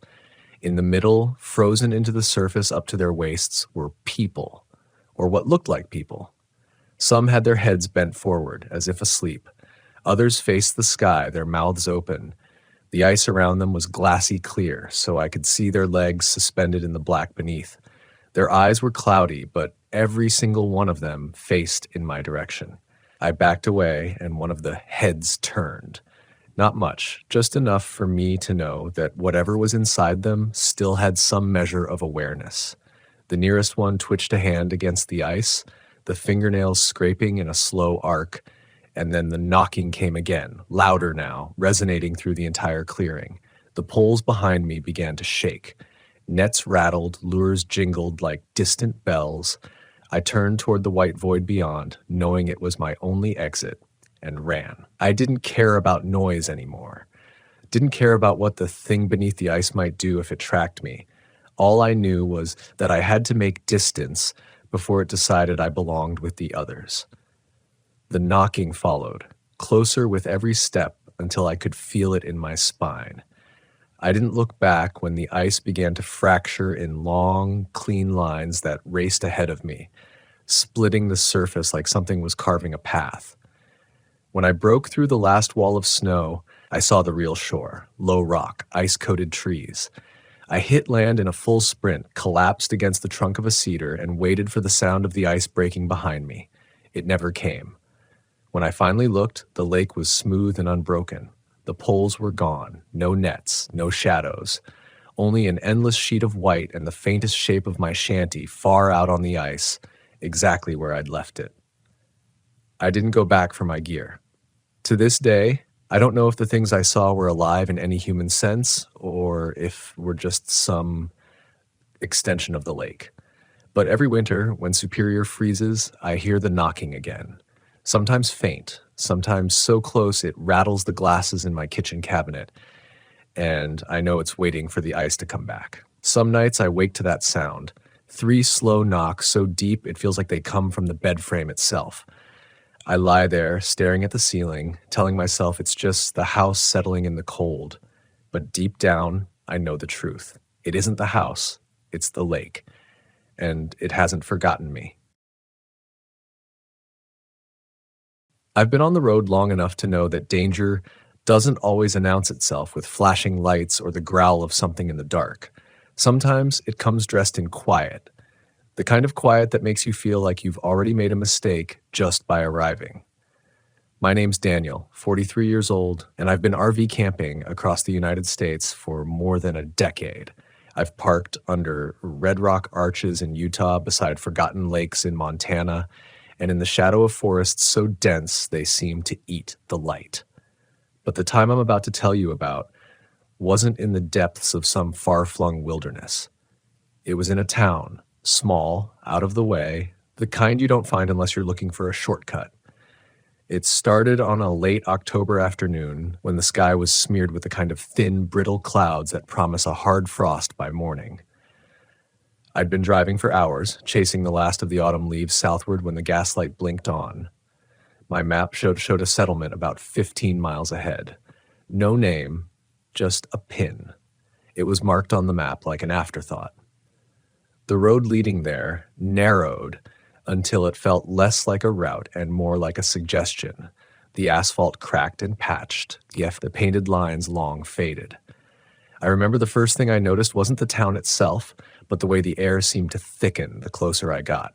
Not mist, not dust, just a heaviness, as if sound itself was weighed down. The forest pressed close on both sides, dark spruce and twisted birch leaning in toward the road.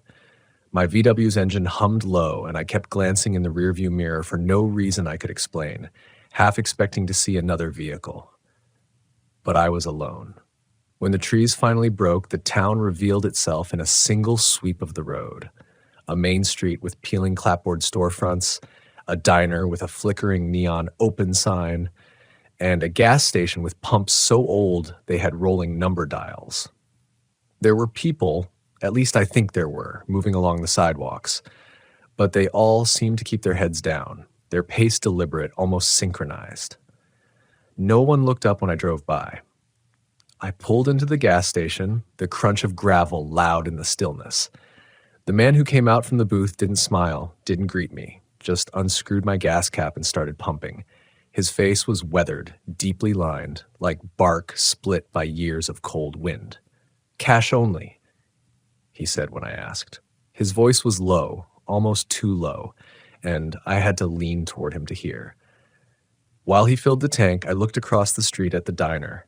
Its windows were fogged over, but I could make out silhouettes inside, still unmoving, like cutouts pasted against the glass. Something about the way they sat, their heads all angled slightly toward the same corner, made the back of my neck prickle. After paying, I decided to stop in for a coffee before heading back to the highway. The bell above the diner door jingled as I stepped in, the sound oddly sharp against the muffled air. The warmth hit me first, followed by a smell I couldn't place, something sweet undercut with a faint sourness, like fruit left out too long. Every booth was full, but no one spoke. They sat in pairs or alone, hands folded on the table, eyes fixed downward. A waitress appeared at my elbow without a sound, her hair pulled back so tightly it made her forehead shine. "Coffee?" she asked, already pouring. I tried to make small talk. Where was the nearest campground? Did many travelers pass through? But she only shrugged, her eyes never meeting mine. When she set the cup down, her hand brushed mine for a moment, cold and damp, as if she'd just washed them and not dried them properly. That's when I noticed something strange. In the far corner, near where the others seemed to be staring, was a door. Not the kind leading to a kitchen or restroom, but heavier, reinforced with an iron bar across it. Its paint was chipped, revealing old, dark wood beneath. I couldn't see what was on the other side, but the way the customers' shoulders tensed whenever the wind rattled the walls told me they could. I finished my coffee quickly. The taste was bitter, metallic. Outside, the light had already begun to fade, though my watch insisted it was barely 4 o'clock. I considered asking about a place to park for the night, but something in my gut told me not to. Instead, I walked back to the VW, climbed in, and pulled out onto the main street. That's when I saw it, the same man who'd pumped my gas, standing in the middle of the road a block ahead. He wasn't looking at me, but slightly past me as if he could see something over my shoulder. As I drove closer, I realized his lips were moving, but the sound didn't carry. He didn't step aside until I was almost upon him, and even then he moved with an unhurried precision that made my skin crawl. I followed the signs toward the highway, but after 10 minutes of driving, the scenery ahead looked disturbingly familiar. The same leaning birches, the same warped fence post, the same sagging barn with its rusted tin roof. At first, I thought I'd made a wrong turn, but when the gas station came into view again, same cracked sign, same flickering open, I knew something wasn't right. The attendant was gone this time, the booth empty. The town was quieter than before, if that was even possible. No movement on the sidewalks, no silhouettes in the diner. I drove through without stopping, scanning for another way out, another road, but every turn seemed to funnel me back to the same main street. The sun was sinking fast now, shadows stretching long and sharp. On my 4th pass through town, I caught sight of something new. In the diner window, one of the booths was empty, except for a single folded note resting in the center of the table. No one was inside. Against my better judgment, I pulled over. The door to the diner creaked as I opened it, the air inside colder than before. The note was plain, the paper yellowed at the edges. 3 words were written in neat block letters: "Don't stay outside." A sound, faint but distinct, came from beyond the iron-barred door. Not a knock, not a scrape. More like a whisper, but low, almost subterranean. I couldn't make out the words, but the tone was urgent, insistent, as if trying to speak directly into my ear from across the room. I backed away, the floorboards groaning under my boots, and left the note where it was. Outside, the street was empty again. The VW's engine felt louder now, echoing off the facades of the buildings as I tried once more to leave. But the road kept turning me back. The sky had deepened to a bruised purple, and I realized I didn't have much daylight left. The whisper followed me, not in my ears but in my chest, a vibration I could feel more than hear. I gripped the steering wheel tighter, my knuckles whitening with each failed attempt to leave. The VW's headlights carved narrow tunnels of light through the gathering dark, illuminating nothing but the same storefronts, the same empty street.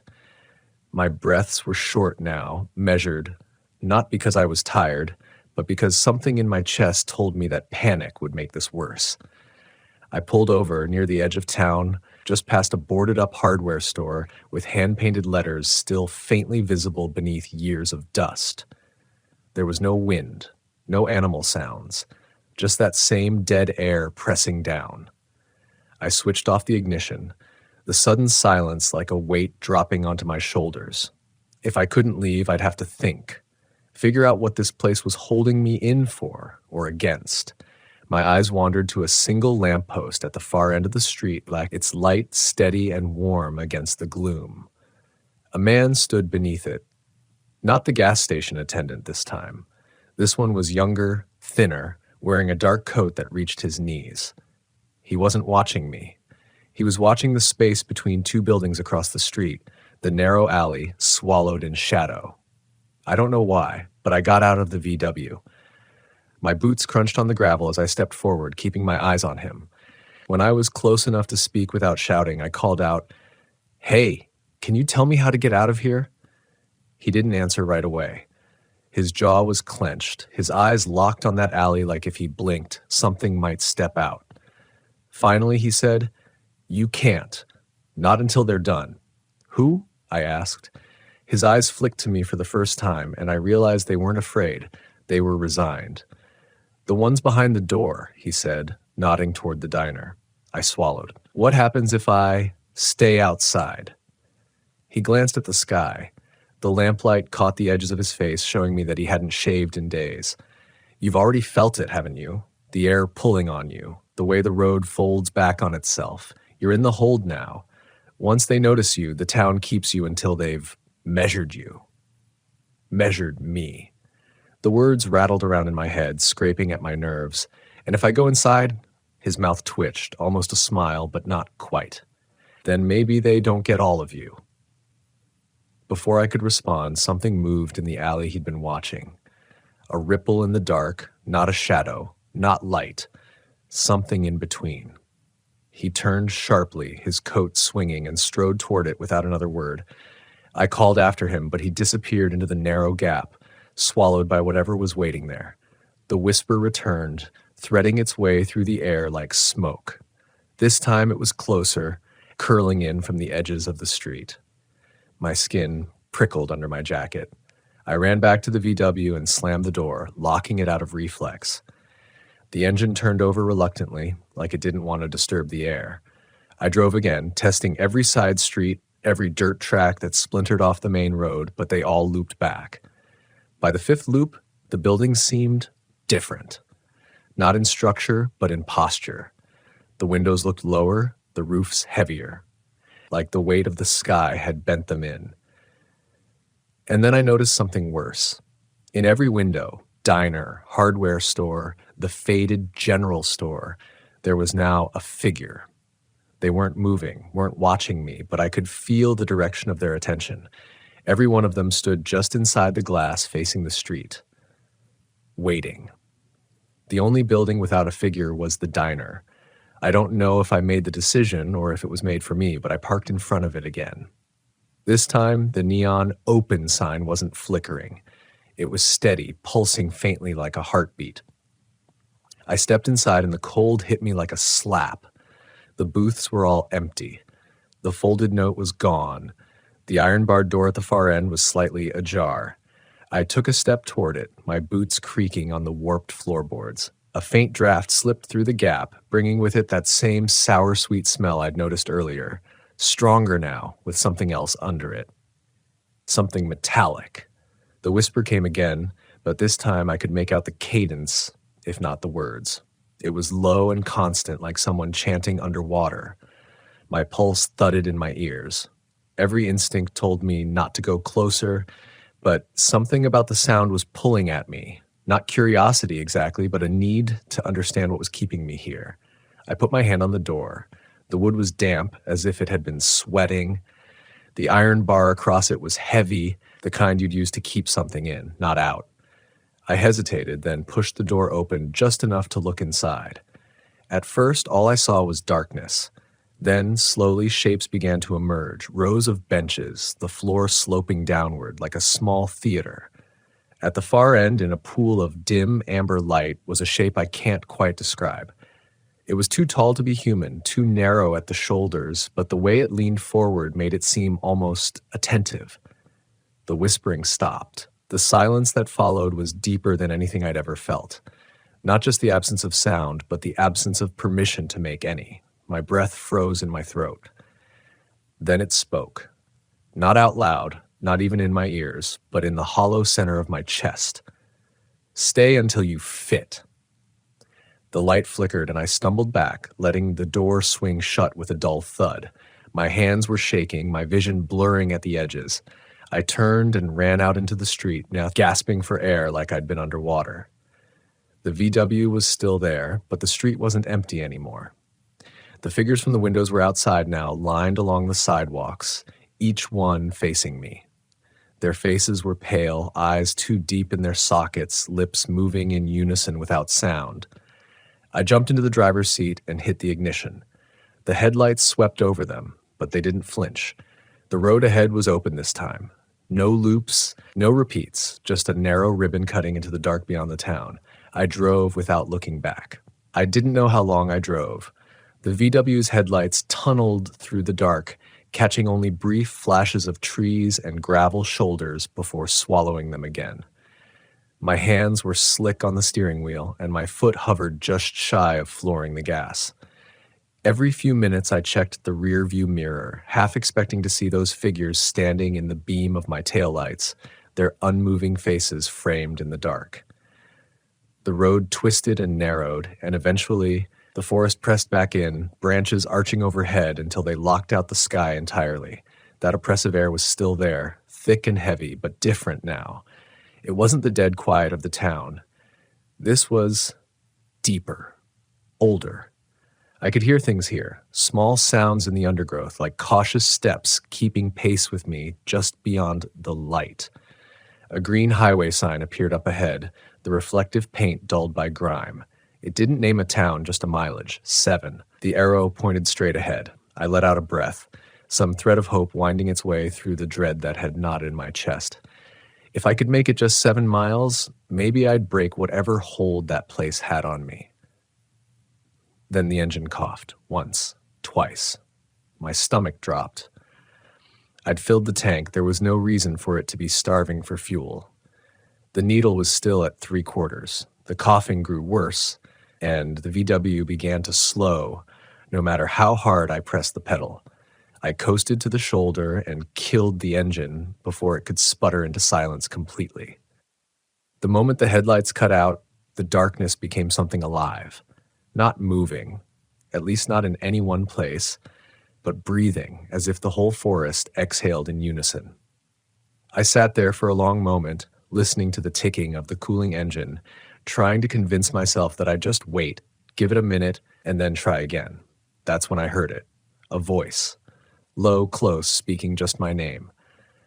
I whipped my head around, scanning the VW's dim interior. No one was there. The sound had come from outside, just behind the driver's door. The glass reflected only my own pale face, eyes wide, breathing fast.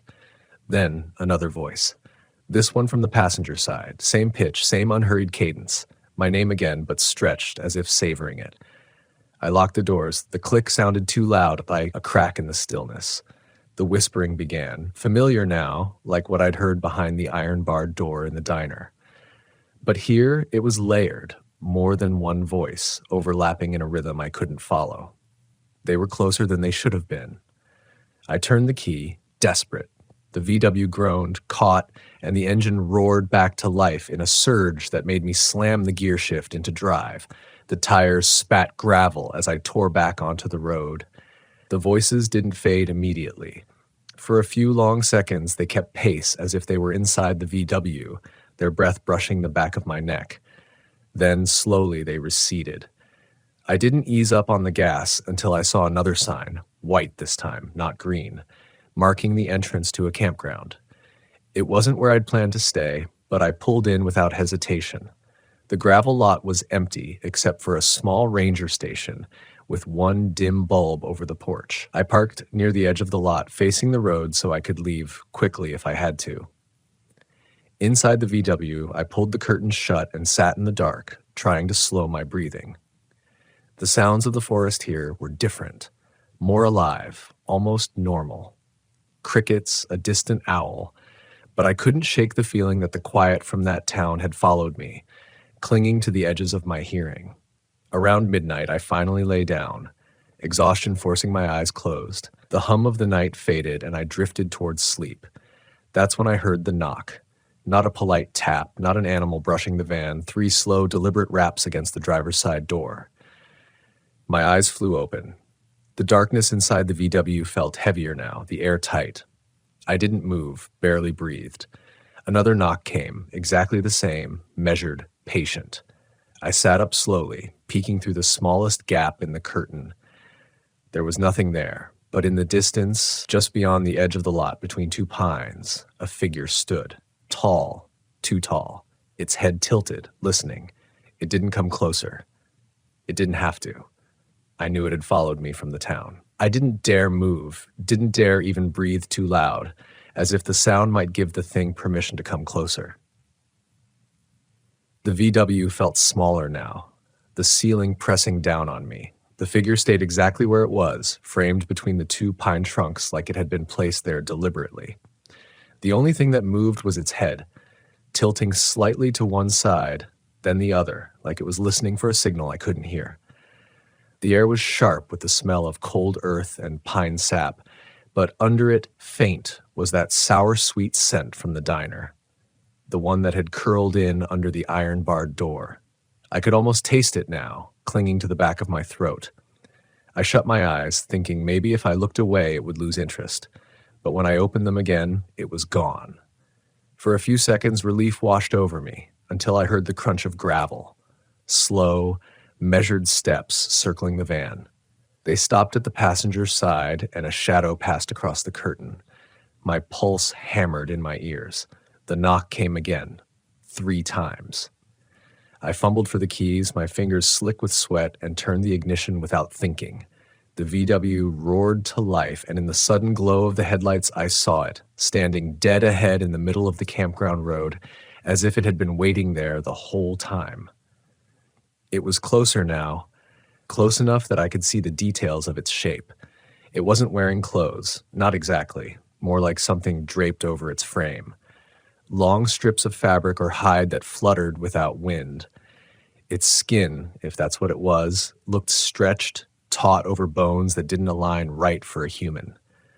The head was featureless except for a mouth, and the mouth was smiling. I threw the van into reverse and swung around toward the exit. The headlights swept the trees, catching brief flashes of pale movement deeper in the woods, more figures, watching from between the trunks. None of them moved toward me. They didn't have to. The road out was narrow, the trees leaning close like they wanted to listen to my tires crunch the gravel. I hit the pavement and kept my foot down, eyes locked on the center line. No signs, no markers, just the hum of the tires and the pounding in my chest. After what felt like 20 minutes, lights appeared ahead. A small 24-hour gas station, its fluorescent glow bleeding into the dark. I pulled in fast, the tires skidding a little, and parked right under the brightest lamp. For the first time all night, I felt like I could breathe. The station attendant was a young woman in a faded red hoodie, earbuds dangling from her neck. She gave me a casual nod as I stepped inside. The normalcy of it, the hum of the coolers, the faint pop song on the radio, felt unreal after what I'd just seen. "You all right?" she asked, eyeing me as I grabbed a bottle of water. I hesitated. "Have you ever heard of a town about 20 miles back? No name on the signs? Old diner, gas pumps with rolling dials?" Her expression tightened just enough to notice. You came from there? I nodded. I couldn't get out. The roads just looped. She set down the magazine she'd been flipping through. You shouldn't have gone that way. Locals don't. Not since people stopped coming back. I felt a chill crawl up my spine. Stopped coming back? Her gaze drifted to the front windows, out into the night. Some folks say the town only shows up for people it wants, and if you see it, you're already marked. Doesn't matter if you get away, it follows you. Her words landed heavy, too close to what I'd already felt.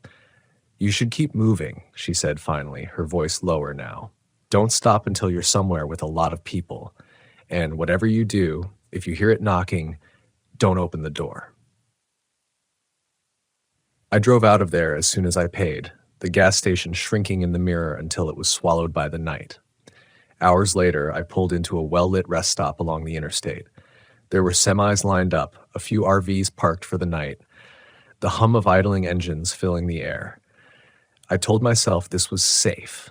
This was normal. But when I closed my eyes in the driver's seat, the smell came back, that faint, sour-sweet scent.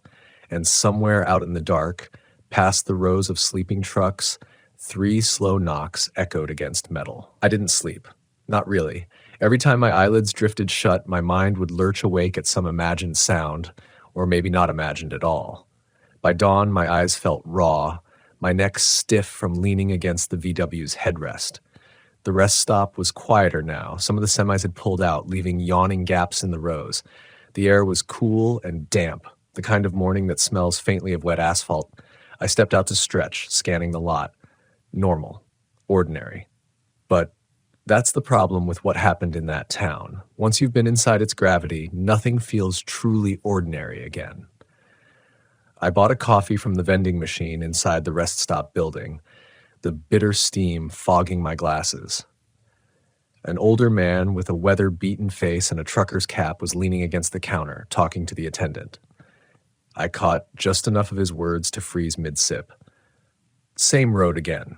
Says he never saw a sign, just came out on Main like he'd been there all along. The attendant noticed me listening and lowered his voice, but I'd heard enough. Morning, the man said when our eyes met.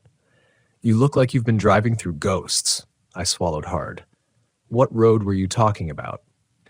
He studied me a second, then sighed. There's a cut through about 20 miles from here. Folks use it to shave an hour off the drive, but every few years someone comes back wrong from it. Not hurt, not missing, just wrong. They talk less, stop going out much, and sooner or later, they're gone too. The attendant glanced up. Gone where? The man shook his head slowly. Back. The words stuck in my mind like a splinter. Back. I left the rest stop soon after, but not before checking every mirror twice. The highway was long and empty, stretching toward open country. The further I got from the trees, the easier it was to breathe. But the memory of that figure between the pines stayed sharp in my mind. By mid-morning, I'd reached a small RV park just outside a decent-sized town. Bright white gravel lots, tidy hookups, the smell of fresh-cut grass. The woman at the check-in desk was cheerful, chatty, and full of local recommendations. It should have been comforting. It wasn't. That night, I set up camp like always, leveled the VW, hooked up power, cooked a simple dinner on the portable stove. Other campers were out sitting in lawn chairs talking over the hum of bug zappers. For the first time since that night in the diner, I wasn't alone. But even here, surrounded by light and voices, I couldn't shake the feeling that I was being watched. Every time I turned my head toward the tree line at the edge of the park, I half expected to see something tall and still, waiting between the trunks. Around midnight, I finally crawled into bed. The air was warm, crickets chirring outside. I told myself this was safe. The first knock came at 12:14 a.m. 3 slow raps, driver's side door. My body went cold. My first instinct was to grab the keys and gun it out of there, but the woman at the gas station's voice echoed in my head, "Don't open the door." I stayed still, every muscle locked, listening. A minute passed, then another. The second knock came from the rear hatch. Something brushed the side of the van, light, almost a caress. And then a shadow passed across the curtain, tall enough to blot out the glow of the nearby street lamp. A voice spoke. Not my name this time. Not words I understood, but the tone. It was the same one I'd heard through the iron-barred door. Urgent. Measuring. The air inside the VW grew heavy, thick with that sour, sweet scent. My vision blurred, and I realized I was holding my breath, not wanting to draw it in. My heart was pounding so hard I could feel it in my teeth. The voice fell silent, replaced by the sound of retreating steps. I stayed frozen until the hum of the night returned, until the crickets dared start up again. But I knew it wasn't gone. It had found me here, in a park full of people. And that meant it could follow me anywhere. I didn't leave the RV park right away the next morning. I sat in the driver's seat with the curtains open, staring at the other campers packing up for their day. Kids bouncing on bikes, an older couple filling their water tanks, a man in a camo jacket folding lawn chairs. Everything looked so normal that I started to doubt myself. But the smell lingered. Faint, almost imperceptible, but I could taste it in the back of my throat when I swallowed. I thought about the man under the lamppost, the one who told me you can't leave until they're done. I'd made it out of the town, physically at least. But what if that wasn't the same as leaving? What if I was still inside their reach? By noon, the park had mostly emptied out. I hit the road, choosing a route that kept me far from back roads and shortcuts. Interstate all the way, passing through towns that had chain grocery stores, gas stations with LED price signs, and too much traffic to ever feel empty. I told myself it was the safest way to keep moving. By late afternoon, I reached another small town.